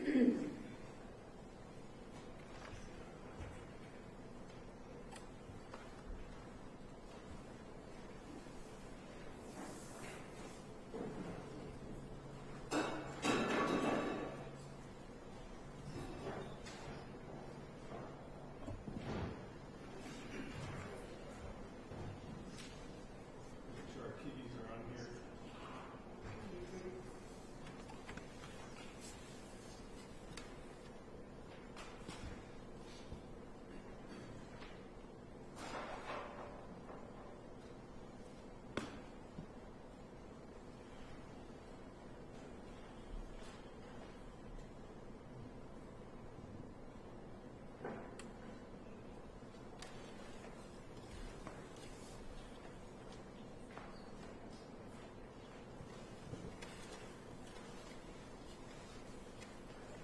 Do you have anything pulled up at this point?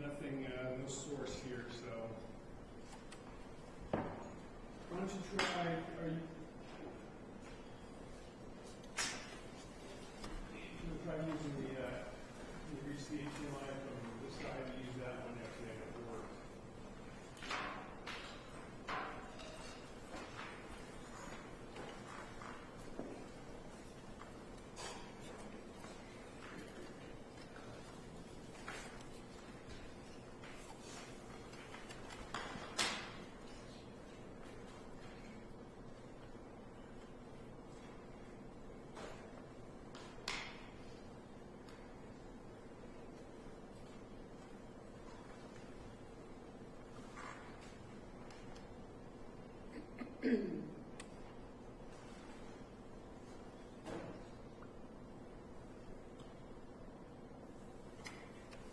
got lucky with this earlier today? Yeah, it was working earlier.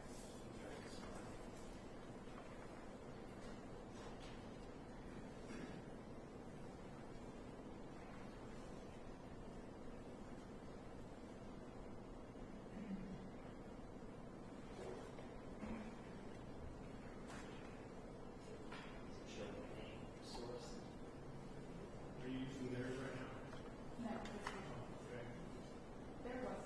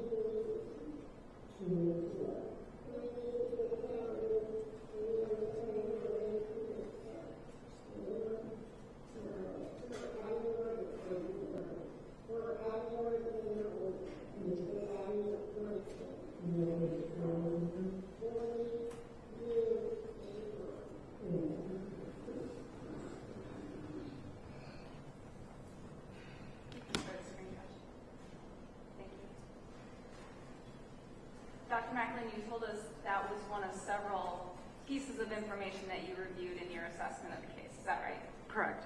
One of the other pieces of information was the CPC video. Is that right? Correct. The forensic interview. Thank you. As well as police reports and other documents. Correct. Now let's take a step back and talk generally when you are reviewing cases. What kinds of information, when you are reviewing statements, whether recorded or not recorded, what's important to you in your assessment? So I first have to establish a timeline. When did the forensic interview occur? And then, is there anything in the documentation I'm reviewing that indicates that there were conversations with the child about the event prior to that interview? And so I will look through the documentation to timestamp any conversations that people say they had or are otherwise present in the materials for the case. The reason being is that contamination issue. So if the forensic interview happened here, but we have instances where people say they discussed things prior, then I just know that there is a potential source of contamination in each of those instances. Do you also look for questioning that elicits follow-up information? Yes, I mean, so one thing you look for is actually improper questioning that Objection, Your Honor, non-responsive, I think. Oh, sorry. Yes, is the answer. The question called for a yes or no answer, so the non-responsive objection is sustained. May I just answer the question that's asked and then just follow up with the counsel asked? No problem, thank you. Could you ask it again? Yes. Is one of the things you're looking for when evaluating interviews and conversations to look for follow-up questioning to information provided? Yes. Why is that important to you? Part of the scientific principles underlying the protocols is that when information is presented from the child, that you follow up on that information that is provided. You don't skip over it, that you follow up on what the information that the child is providing you. Do those kinds of follow-up information-seeking practices help to indicate corroboration of information that's provided? Yes. Can it also help give indicators of reliability to the information? Yes, with the goal of the forensic interview being... Objection, Your Honor, non-responsive. Saying, again, if the question calls for a yes or no response, give whatever response it is. Okay. Professors have a hard time with that, but I will. Thank you. Sorry. If anyone wants to follow up, she will. Okay? Understood. Why is that important to you? Could you restate the first question? Yes. Do those kinds of follow-up questions that seek to elicit additional information help to provide indicators of reliability? Yes. And why is that? Because the follow-up questions are along with the goal of the forensic interview, which is to get information for the investigation. So if they do not follow up, you're losing potential information about what is going on, but you're also losing the opportunity to explore if something is not going on.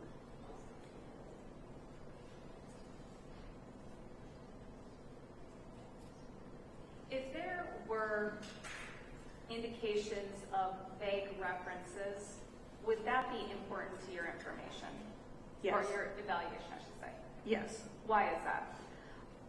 A particular type of follow-up question is to gather more details. And so if, again, a follow-up question isn't asked, then you lose the opportunity to gain that investigative information. If a reporting party indicates or uses terminology that's subjective in nature, like calling something a descriptor word, good or bad, would that be important to you in your evaluation of the reliability of the information? Yes. Why is that? Because descriptors are a form of contamination all on their own, because they put the speaker's viewpoint and perceptions onto the person that's listening. And if that perception or characterization was not what was in the mind of the child, now it has become part of their information. Is that also another area in which those follow-up questions are important? Yes. Why is that? Because you can explore whether or not you've understood the child correctly. Again, this can be done age appropriately and with the investigative purpose in a properly conducted forensic interview. Are you also looking for patterns in responses? For example, if a child responds to many different questions with the same kind of response and direction, is that important in your evaluation? Yes. Why is that? It indicates a couple of different things. One, that the child is willing to persist in whatever it is they're reporting, but that also can be problematic. If a question has been asked and answered and appropriately followed up on, it should not be revisited. If an interviewer is not doing those kinds of follow-up questions, recognizing patterns, seeking information about subjective terms, why would that be problematic? It's problematic because the forensic interview is the evidence collection, is the memory evidence collection tool. And if it is not done as best as it can be under those circumstances and according to the scientific protocols, you lose the opportunity to gain important information and recall that the interviewer is not supposed to be necessarily proving an allegation. They are supposed to be unbiased and also looking for possibilities of disproving the allegation. Should an interviewer engage in questions about plausibility of reported information? Yes. Why would that be important? Plausibility is, does it make sense that what the child just said, could it have happened in the circumstances that are being described? And so plausibility is a standard follow-up question to explore, the child said X, Y, Z, how would that even work in this context that's been laid out? And ask questions to explore plausibility. What about leading questions? Are those problematic in a forensic interview? Yes. are those also problematic in informal conversations with a child? Yes. Why are those problematic?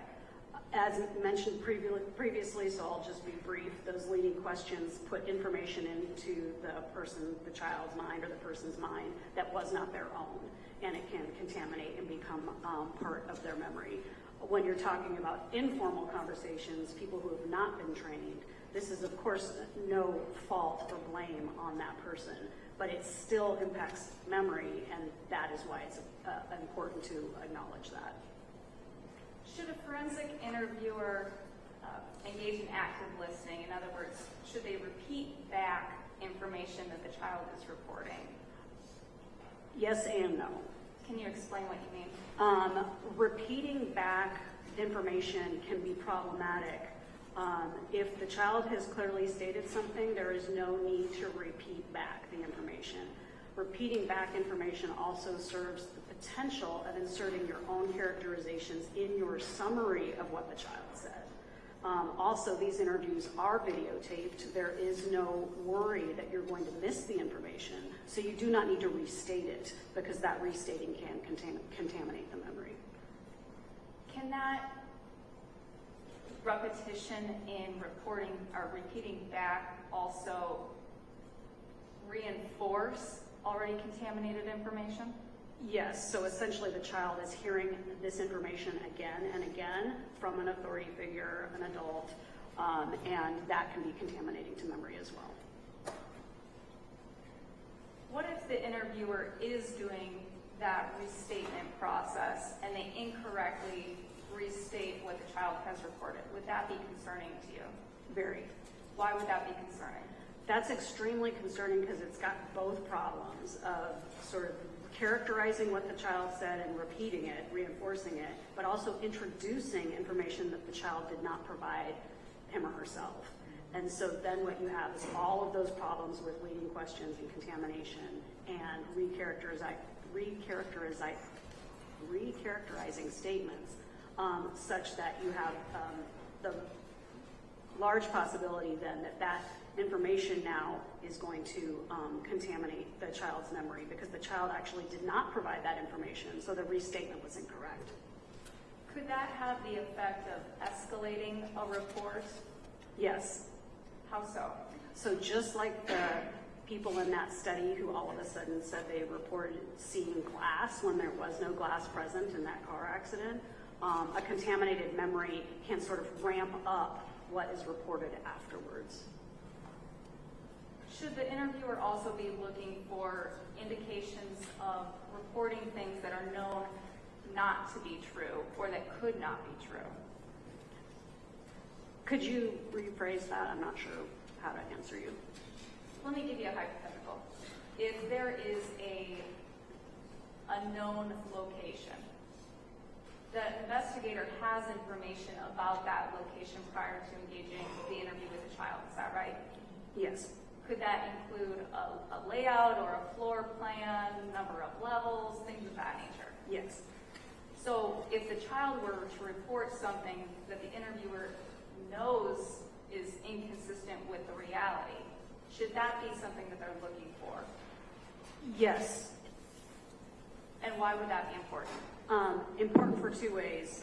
Investigators, the team approach who were watching the video might take note of that, about inconsistencies to reality of what the child reported.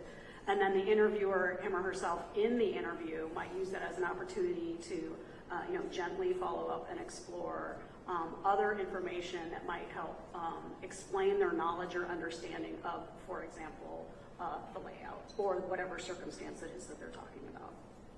What if a child is reporting things that don't make sense or don't have a logical connection between the question and the answer? Is that concerning? Yes. Why is that? It's concerning on the one hand because you're trying to get accurate information, and if the information you're getting you almost can't even make sense of, then right there we have a reliability problem. As an interviewer in their role can, again, try to follow up, redirect the child back to the concept that we're talking about, and or explore, does their utterance have something to do with the question? But again, that team approach might say, this is not making sense when they review the video later as an investigative tool, that the information reported simply is not jiving or is changing throughout the interview, so much so that the entire report now is in question. Does that circle us back to the importance of follow-up evidence gathering? Yes. Both as it relates to memory evidence and other evidence, would you agree? Yes. What if there are inconsistencies in the details of the report within the same interview? Would that be concerning? Yes. Why is that? It's concerning from the evaluation of the quality of the memory evidence, not necessarily that the interviewer should have done anything different at that moment. Again, the interviewer is part of that tool, collecting that information. So in the end, if you look at all of that evidence and it changes throughout the interview, or it's inconsistent or incomprehensible, you're just not sure what's going on, that would go to the reliability of the memory evidence. Would that still be true of the very young child age range that we were talking about? Is it still important to gather details with young children? Yes. Why is that important? Children are able to provide details of remembered events, and there are, the interview protocol does provide mechanisms for gathering those details, and they're certainly an important part of the interview procedure. What about drawing? Should a forensic interviewer engage in drawing as an investigative tactic or technique, I should say, in a forensic interview? Yes, it's commonly used. In what way? It's used in what's called comfort drawing with all age children, actually, providing them paper and pen markers to kind of doodle and have something else to do instead of being all like intense focused in this conversation. And the literature on comfort drawing, though, says that you should not make interpretations about ultimately what was drawn. You shouldn't make interpretations about the color of the drawings, that the comfort drawing is meant as a way to reduce the sort of normal, natural anxiety that could occur in an interview. The other type of drawing that occurs in interviews tends to be with older children, where you're asking them literally to draw a layout. Where's the door? Where was this? Where was that? With young children, asking them to do those kinds of layout drawings or drawings that provide visual descriptions of the information that they're providing, would that be a best practice? It depends on the age of the child. Very young children are still developing their fine motor skills. Any drawing is probably not going to be that great. So you don't typically see asking young children to draw a layout. And again, you have to ask, if you are asking them to draw anything, how is it relevant? Is it forensically needed to ask them to draw anything? Otherwise, the comfort drawing is quite typical. If a young child is asked to draw a descriptor of some kind of the information that they're providing, could that negatively impact the reliability of the information? Yes, the literature just shows that under these contexts, especially with young children, drawing is a play activity. And when you are using drawing as a forensic tool as opposed to the comfort tool, that you are encouraging play. And when you encourage play, you can encourage the formation of false reports.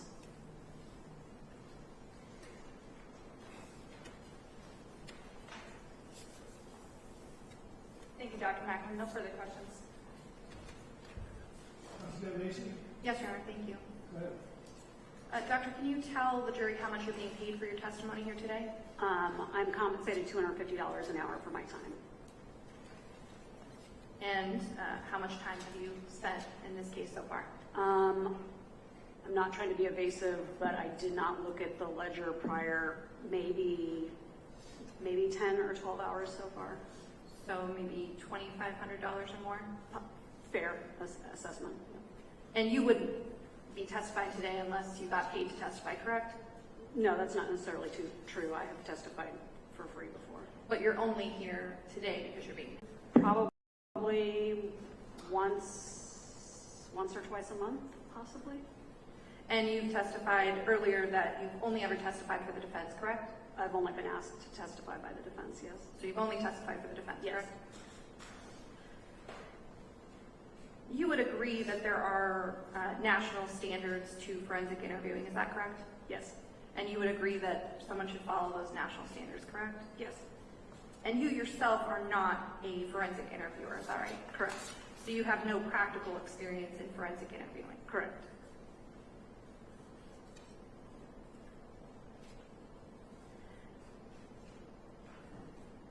Doctor, isn't it true, or you would agree, I would rather, that memory closer in time to an event is more reliable? Is that true? Typically, that is true, yes.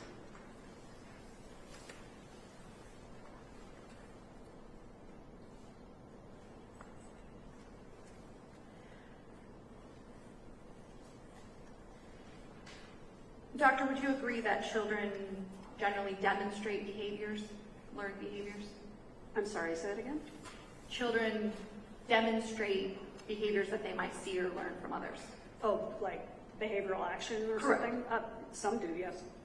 And they demonstrate those behaviors maybe through play as well. Is that correct? Yes.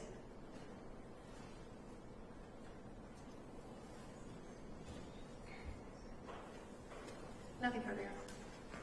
Do you redirect? Yes, Your Honor. Good. Dr. Macklin, you would testify for the state if they had bothered to ask you, right? Yes, absolutely. No problems with testifying for a prosecutor, right? I would enjoy reviewing a video and saying how good it was. Now, you told us a second ago that sometimes some children can demonstrate observed behaviors through play. Do you Yes. recall that? Does that mean that every action or act that a child takes necessarily must be something that they've observed somebody else do? Absolutely not. Can sometimes children just play for the sake of playing? Yes, That doesn't necessarily mean that they've observed somebody else do it, right? correct. Is that true of sex play as well? Yes, it is.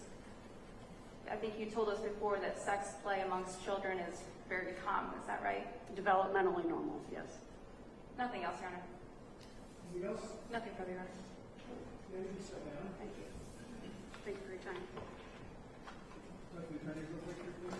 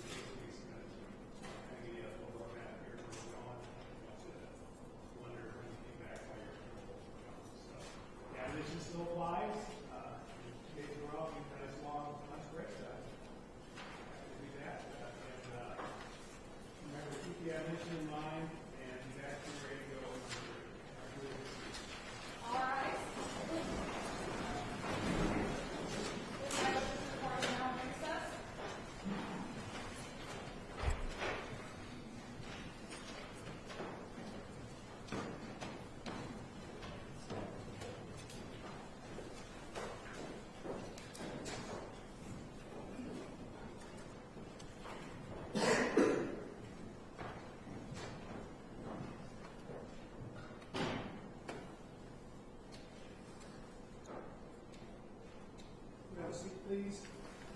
To remain on the record outside the presence of the jury. I'm going to allow the defense to make an offer of proof regarding objection I dealt with before. So we'll bring the doctor back in. Presumably we're going to need the videos up. Do you have an idea of how long this is going to go?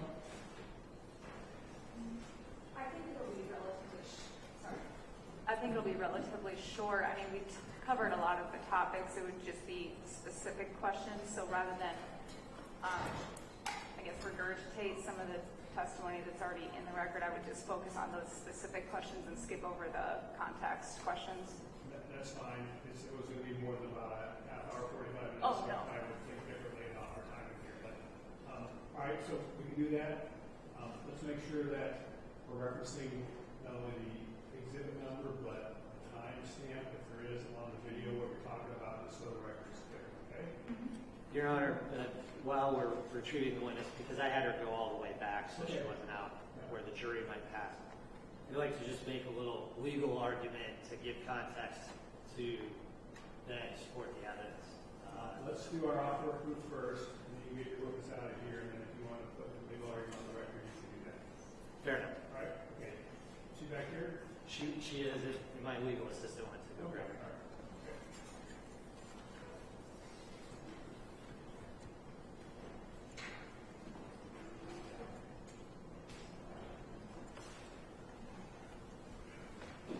I'll wait for her.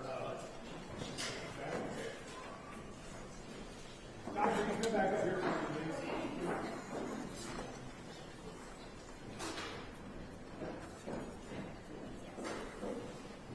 Come back up and have a seat for us now. A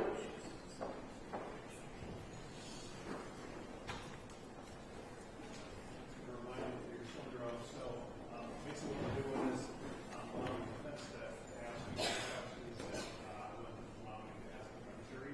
Okay. So we know what those are, and what your responses are. The state will also have a chance to, if you cross-examine those questions if Sure. they want to. So, Ms. Hager, go ahead. Thank you, Your Honor. Dr. Macklin, you've reviewed what's been labeled as Defense Exhibit A, is that right? Correct, the short video? Right, yes. Did you see illustrations in Defense Exhibit A of some of these areas of concern that you testified about? Yes. And would it help to refresh your memory to just replay that and you can describe what you saw that was problematic? I could just list the couple of things I thought were problematic. I would also just say that it's very difficult to hear it. I'm not even sure the jury heard it. Okay, then let's just go ahead and list it if you know what your testimony would be. What Sure. were some of the statements or observations from Defense Exhibit A that illustrate your opinion? Sure. In the very first opening seconds, the woman who's interacting with the child characterizes that they're about to talk about something scary. I'm paraphrasing.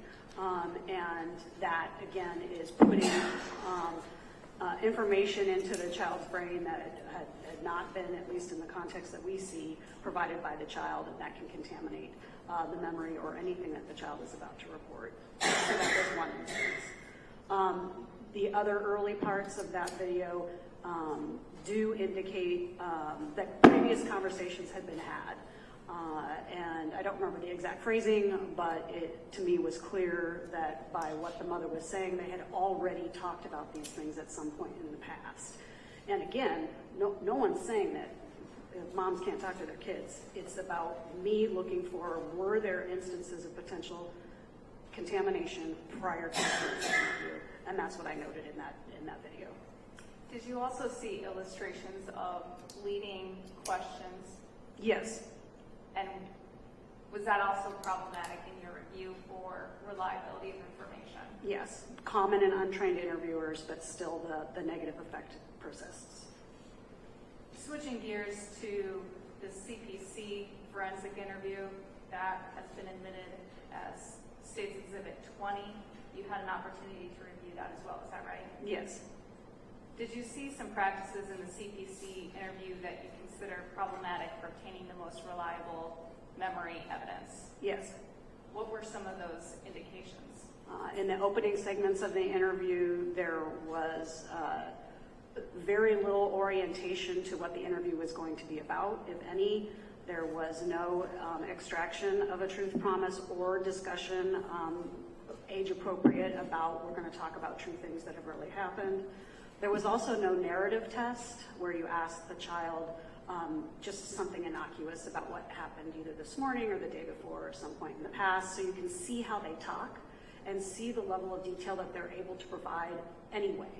That way you can compare it to the level of detail and the narrative style of talking when you're actually talking about the event in question. It's a really important part, and it wasn't done. Some interviewers will also do a developmental test to try to assess where the child is at developmentally in terms of cognitive abilities, but because the interviewer is under a time pressure where you really want to have the interview done in about 15 minutes with a child this young, it is one of the things that you can bypass if they were able to get that information prior to the interview, which I believe that the interviewer had access to her disposal, that there weren't any significant cognitive issues. Did you see problems with a lack of follow-up questioning in the CPC forensic interview? Yes. Can you describe some of those illustrations of a lack of follow-up questioning? I would have difficulty pulling a specific example out of the interview without it in front of me. I can tell you that notation after notation throughout the 28-minute interview, I did indicate no follow-up, no follow-up, no follow-up, where information was provided by the child that was potentially forensically interesting, and it wasn't followed up on. And then other times information was provided by the child, but it was hard to say what was going on, and no follow-up was done to kind of get more information about what they were talking about. At 6 minutes and 46 seconds, and again at 12 minutes, 13 seconds of the forensic interview, there was a discussion about which clothes the child was wearing at the instances of abuse. Do you recall that as well? Yes, I do. Is that an area where there was a lack of follow-up questioning? Yes, follow-up questioning would have had to be done carefully, but essentially the child indicated that the clothes she was wearing that day were the exact clothes she had worn in all the instances of abuse, and that sounds not plausible and could have been explored with a follow-up question. And if it was deemed by the interviewer difficult to follow up on, which it may have been, it certainly is notable in terms of evaluating that information from an investigative standpoint. The interviewer is also trying to explore other potential areas of information, is that right? In general, or this interviewer? This interviewer. Yes. At 19 minutes, 18 seconds, the child describes having seen her brother's penis. Do you recall that? Yes. Is that an area, for example, of where additional follow-up questioning would have been required or best practice? Yes. At 10 minutes 24 and at 15 minutes 34, the child describes other people seeing the instances of abuse. Do you recall seeing that as well? Yes. Did you observe follow-up questioning that helps you indicate that there was a higher degree of reliability? There was follow-up questioning to the point of extracting two names, but there was no further questioning to determine where were those people, what could they have seen, what did they see, that sort of thing. Is that lack of additional follow-up questioning on that detail important in your assessment? Yes. Why is that? Because if other people did see this, it would be obviously critically important to get their information from an investigative standpoint. Yeah, I mean, that's the most the critical point there. There were several instances in the forensic interview where we heard the child respond with, someone's getting in trouble. Do you recall seeing that? Yes. And that's at 7 minutes, 36 seconds, 27 seconds, 17 minutes, 23 seconds, 18 minutes, 56 seconds, and 21 minutes, 0 seconds. I'm going to have you slow down the numbers there. Yep. Our board against those. Take a deep breath between each one. Sure. All right. Would you like me to list them again? Oh, She's got it. slower that time. Did you see a pattern of a response to the effect of someone's getting in trouble? Yes, I did. Was that noteworthy to you in your opinion? Yes. In what way?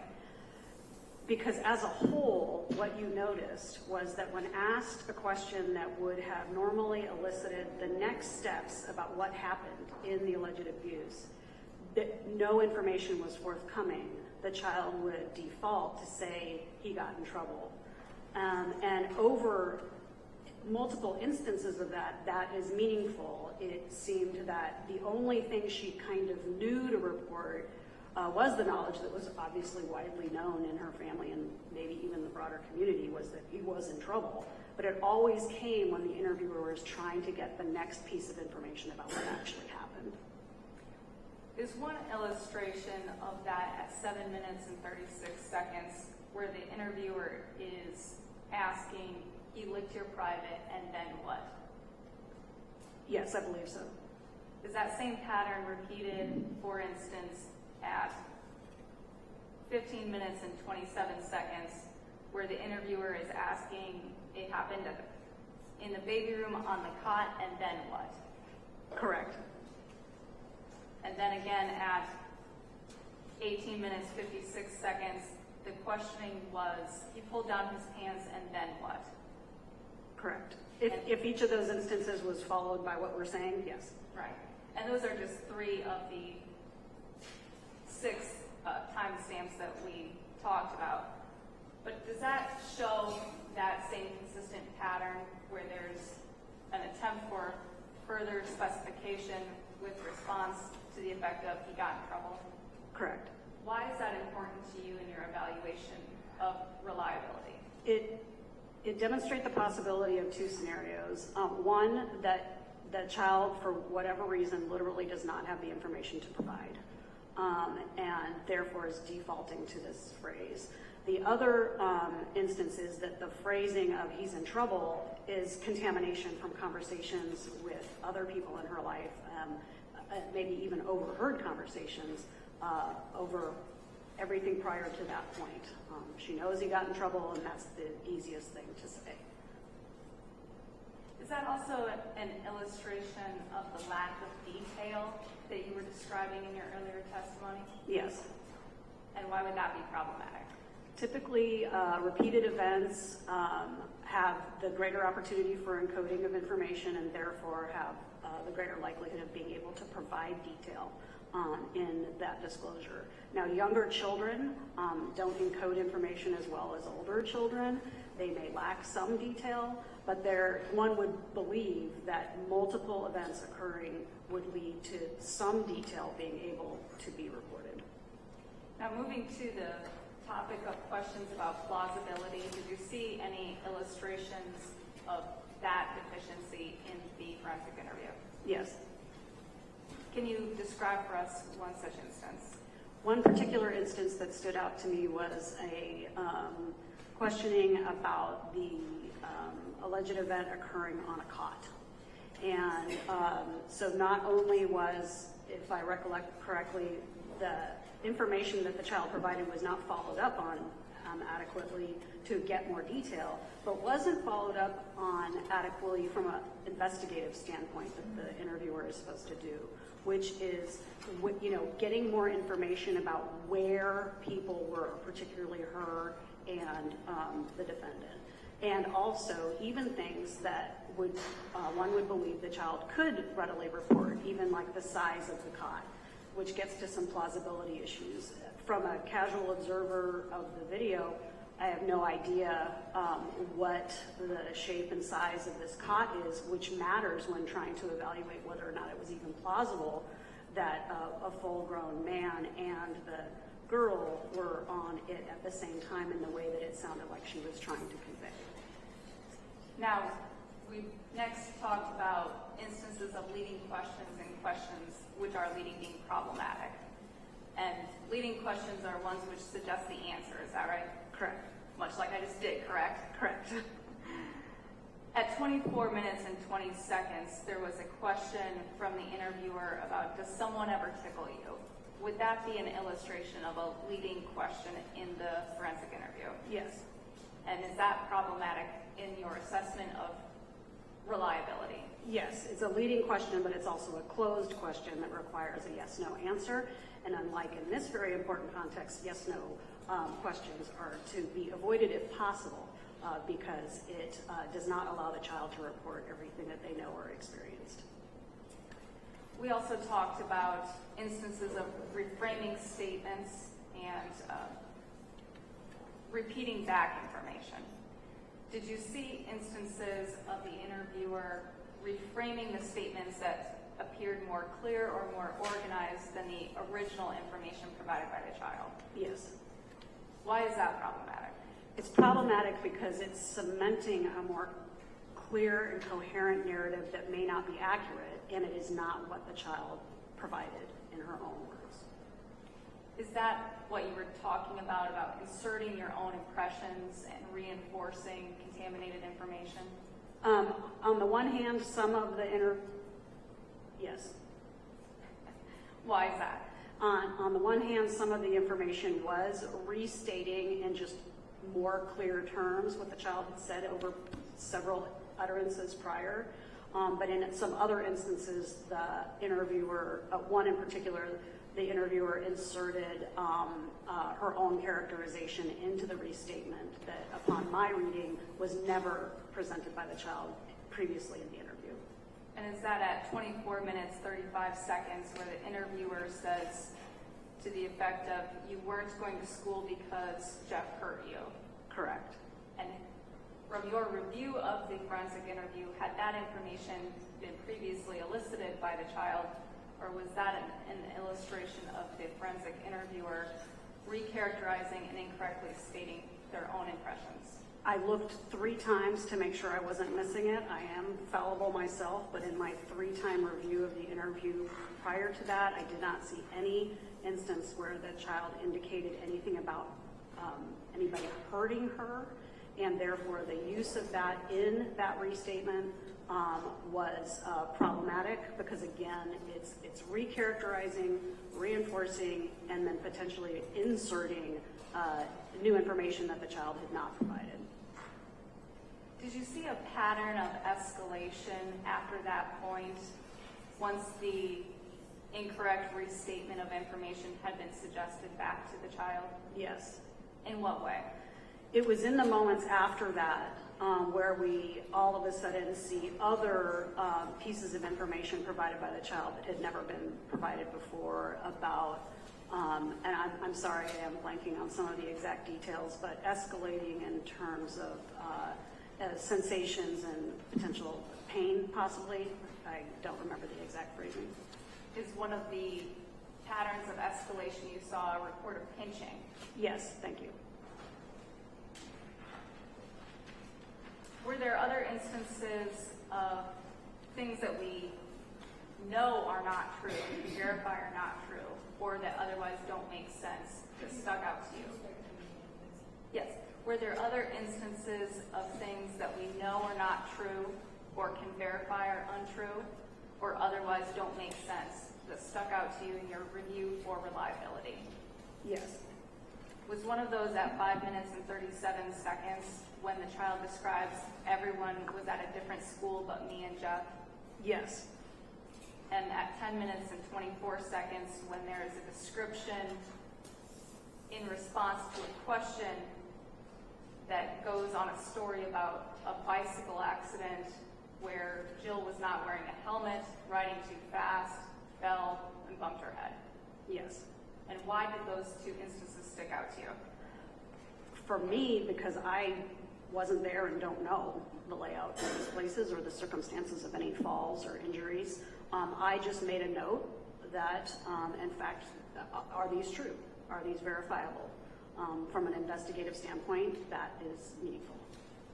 And again, at 16 minutes and 34 seconds, the child describes that there are no rooms upstairs in the house other than the kitchen. Do you recall that statement? Yes. Is that another illustration of something that could be verified and was not followed up upon? Correct. And I would say that under some of these instances, the interviewer, it might not have been appropriate for her to further press her about if there were other rooms upstairs besides the kitchen. But from an investigative standpoint, anybody watching that, if they know that to not be true, that's informative. Is that why these follow-up questions are so important? Yes. If the investigator or the interviewer knew that some of these things were not true, for example, that there is more than just the kitchen in the upstairs at Jeff's house, what would an appropriate response be to help increase the reliability? I don't know what the appropriate response would be, but I would say that when you have instances where some things are verifiably true, some things are verifiably false, and lots of things that we don't know about, that collectively then, you can't just cherry pick the few things that you want to be true. Again, the focus of an interviewer is to be unbiased and not to be there to prove the allegation, but to gather information so that people can make decisions. Does that lead you to question the reliability of the report on the whole if there's questionable reliability of the report in its parts? Yes. In what way? In the same way that I discussed earlier about if every time you looked at the fingerprint evidence, it gave you a different result. If every time we dip into this child's memory, we get different information, that something happened every hour versus once, it only happened once. All this information is present in this interview, and if you don't have any way to evaluate whether or not something is true, then you've got the problem that because there are so many elements that are contradictory, that overall the memory report is unreliable. Did you see instances of inconsistent details like that as it relates to frequency or location of the reported events? Yes. And was that at 17 minutes 55 seconds, contrasted with 3 minutes 55 seconds, 4 minutes and 8 seconds regarding the frequency of licking the vagina? I believe you if those are the timestamps in terms of what we were referring to. And the reports of location seem to vary at many times throughout the forensic interview. Is that right? Yes, that was my read on the information being provided. In fact, sometimes the child is describing the preschool room and the playroom and the baby room, and the interviewer reasserts a different location as either the preschool room, the baby room, or the playroom. Did you see that as well? Yes. Why is that important to you in your determination of reliability? That as an investigative tool to collect memory evidence, and due to the lack of follow-up, we don't have good information about where the event occurred and if it occurred. And so you've got that problem where because there was no follow-up, no explanation, even exploring what do you mean by baby room, so then maybe the child would provide some information and then others could determine, oh, she means that area. But because of the lack of follow-up, we're not able to get critical information for the investigative purposes. May I approach your honor? Yes. Dr. Macklin, I'm showing you Defense Exhibit K.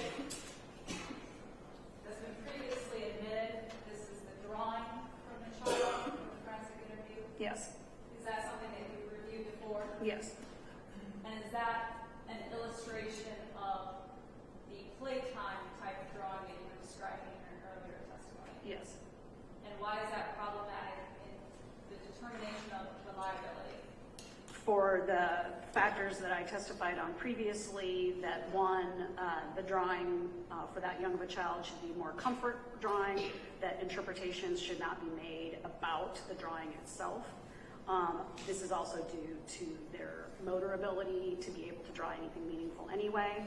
And then, dare I say that even if you were drawing a penis from memory, it is not forensically meaningful to have a child do so because the resulting drawing is not going to be informative.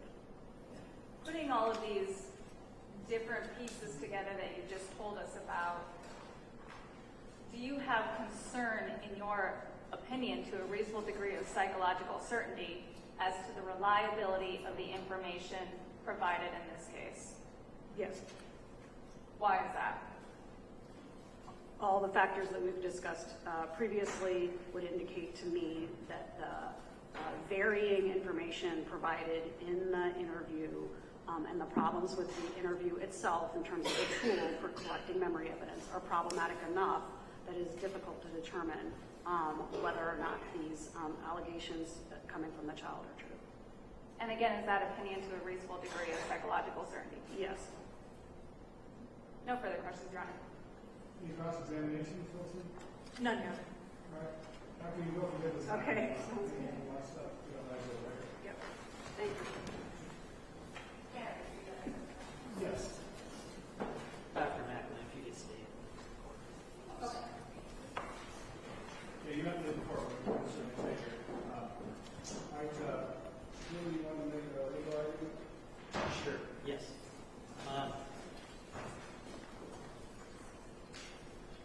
Iowa Rule of Evidence 5.702 states, a witness who is qualified as an expert by knowledge, skill, experience, training, or education may testify in the form of an opinion or otherwise if the expert's scientific, technical, or other specialized knowledge will help the trier of fact to understand the evidence or to determine a fact in issue. As the Iowa Supreme Court has long held in Leaf versus Goodyear, 590 Northwest 2nd, 525, 1999, Iowa is committed to the liberal view on the admissibility of expert testimony. My understanding of the court's concern was an issue with this witness commenting on the presentation of other documented evidence. The issue here, Your Honor, is that the evidence in this case is memory. Anytime a witness describes a past event, that is the evidence. It's coming from their memory. Now, the only requirements for opinion evidence is that A, it must be relevant. B, the testimony must be in the form of, quote, scientific, technical, or other specialized knowledge that will assist the trier of fact to understand the evidence or determine a fact at issue. C, the expert must be qualified. If we think about, instead of memory evidence, we think about physical evidence, such as a fingerprint. There's clearly no prohibition from a fingerprint expert looking at the fingerprint evidence that has been submitted, including but not limited to a video of the way that fingerprint evidence was collected. And that expert can clearly identify in that video or photograph or other source of information opinions about how that collection could have created contamination. There's no case that I am aware of that distinguishes memory evidence from physical evidence in how such expert opinions are treated. The issue here is not the veracity or credibility.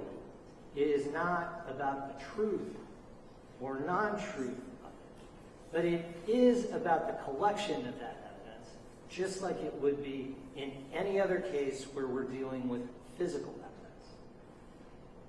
And so we would argue, Your Honor, it was improper to allow this clearly qualified expert witness to render her opinions and be able to illustrate those opinions as it relates to this case on previously admitted exhibits.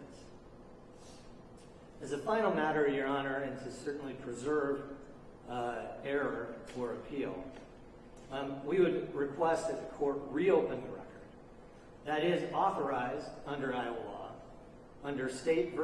Jefferson, 545 Northwest 2nd, 248, Iowa 1996.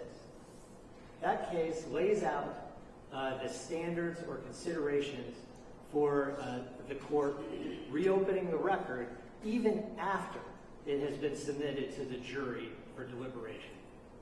Those factors are: 1, the reason for the failure to introduce the evidence; 2, the surprise or unfair prejudice that might result by introducing the evidence; 3, the diligence used by the proponent to secure the evidence. 4, the admissibility and materiality of the evidence. And 5, the stage of trial when the motion is made. 6, the time and effort expended in the trial. And 7, the inconvenience that reopening the evidence would cause to the proceedings. That has also been cited more recently in State v.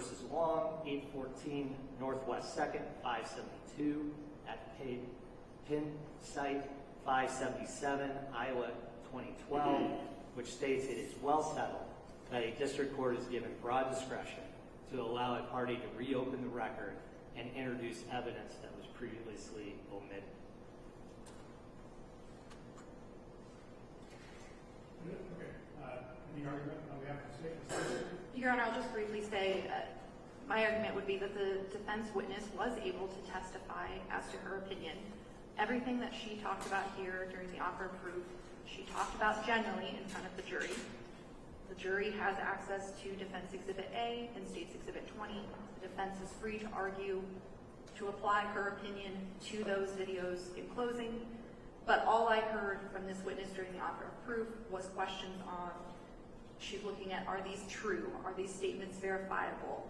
Is something the child said true? And I believe that comments directly on the credibility of our child witness in this case, which is improper and which the court has already ruled on in the state's motion of limine. Nothing further. Anything else? Your Honor, the only additional record I would make is that we were not allowed to ask any questions in the normal course.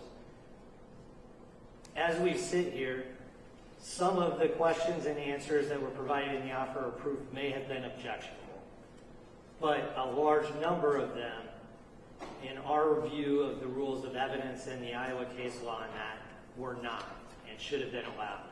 So if there were specific questions, I renew my motion to open the record. If there were specific questions and answers that the court would strike, we would certainly understand that position. As I initially ruled,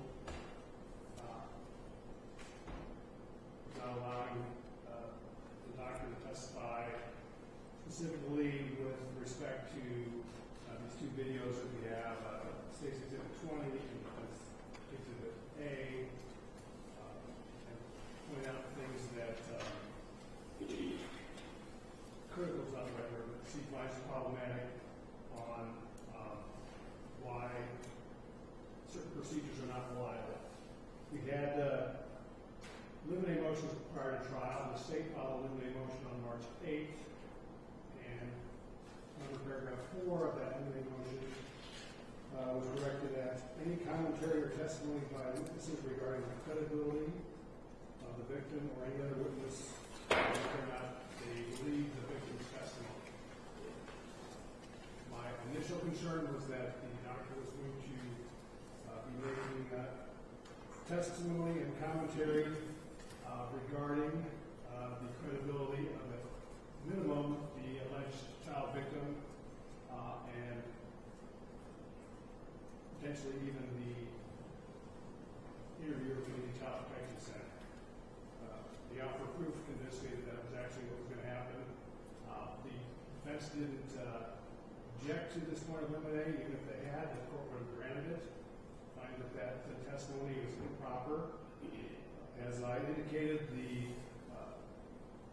witness is free to give her opinion about, in general, whatever she finds was problematic in any type of interviewing, questioning situation, whether it be a professional forensic interview, questioned by lay folks or law enforcement personnel, and the defense is free to make any argument we want that some or all of those are present in any of the pieces of evidence that are permitted. But when you have a witness directly making comments on videos that are part of the evidence that have testimony of our alleged victim, also implicate, at least with CPC, testimony of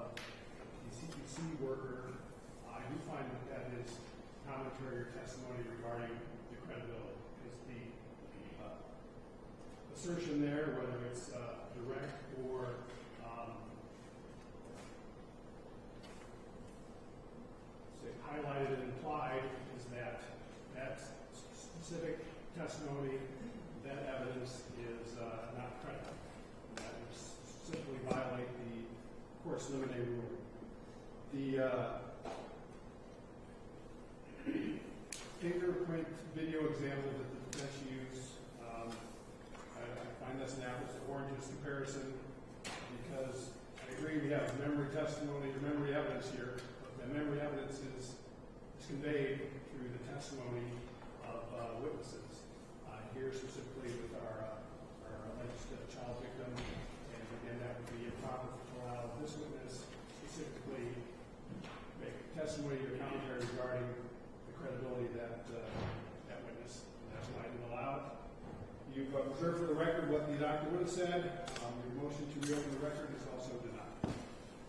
All right, so we're going to take a break. We'll be back here at 1:30 to prepare for closings. We talked yesterday about jury instructions. I one email about them taken out because when we modified it, it turns out I don't need it, so I'm taking that out. I'm going to email you all the latest version that I have. I believe all the agreed to changes that we talked about yesterday I made. Some of the others I did not make. We can go through those more formally when we make our record. I'll let you look at those over lunch and see if I missed something that you think we agreed to. And then if there's something that you asked for that I did not do, we can certainly make a record on that. Not hiding anything, I just can't now tell you which ones I may have done and which ones I did not. Took out the one instructions, so they're renumbered after about 19. I'll get you a new copy of that. I made the age change that Ms. White emailed us about this morning. Since I went back and looked at the code, just so the record's clear, we had a code change that changed the age of an alleged victim for purposes of this offense from an actual described age in the statute, which was 12, to a general reference to a child, which is defined earlier in that code as age 14. Here it's not material. I don't think there's any dispute that we're in that window where we're talking about someone in the 12 to 14-year-old range as the alleged victim of this offense. So not material, but I want the instruction to be right. So I changed it back to 12. I think we're good there. If anybody disagrees, we can have further record on that, and I'll send those to you. And then when we come back at 1:30, we will make our record on the instructions. We'll bring our jury in. We'll do our closings. Depending on how long each side is, I may take a break between the state's closing argument and the defense. But the state's is fairly short, and if we no breaks, I don't like taking breaks between defense argument and rebuttal, so just give me an idea how we're going there. After closings are done, I will identify our alternates. We all agree it's the folks in chairs 13 and 14, correct, Ms. White? Yes, John. Mr. Kimball? Yes, sir. I will ask the remaining jurors if anyone has a problem finishing out their duty here, deliberating, which could go, into the next week. I'll just say it like that. If none of them indicate they have a problem, then I'm going to excuse our alternates at that time, and then we'll send them back to deliberate, make sure we have all the evidence going back there. I will need some sort of a clean laptop or some device for them to use to play the video evidence that we have. You have that available this way? Yes, John, we do have that laptop specifically for the jury. I assume it would go back to the external speakers as well, given the volume problem we have. Yes, I can send these things. So we'll send back the device clean. When I mean by clean, I'm not going to have access to any materials they can research or the internet, just so they can play these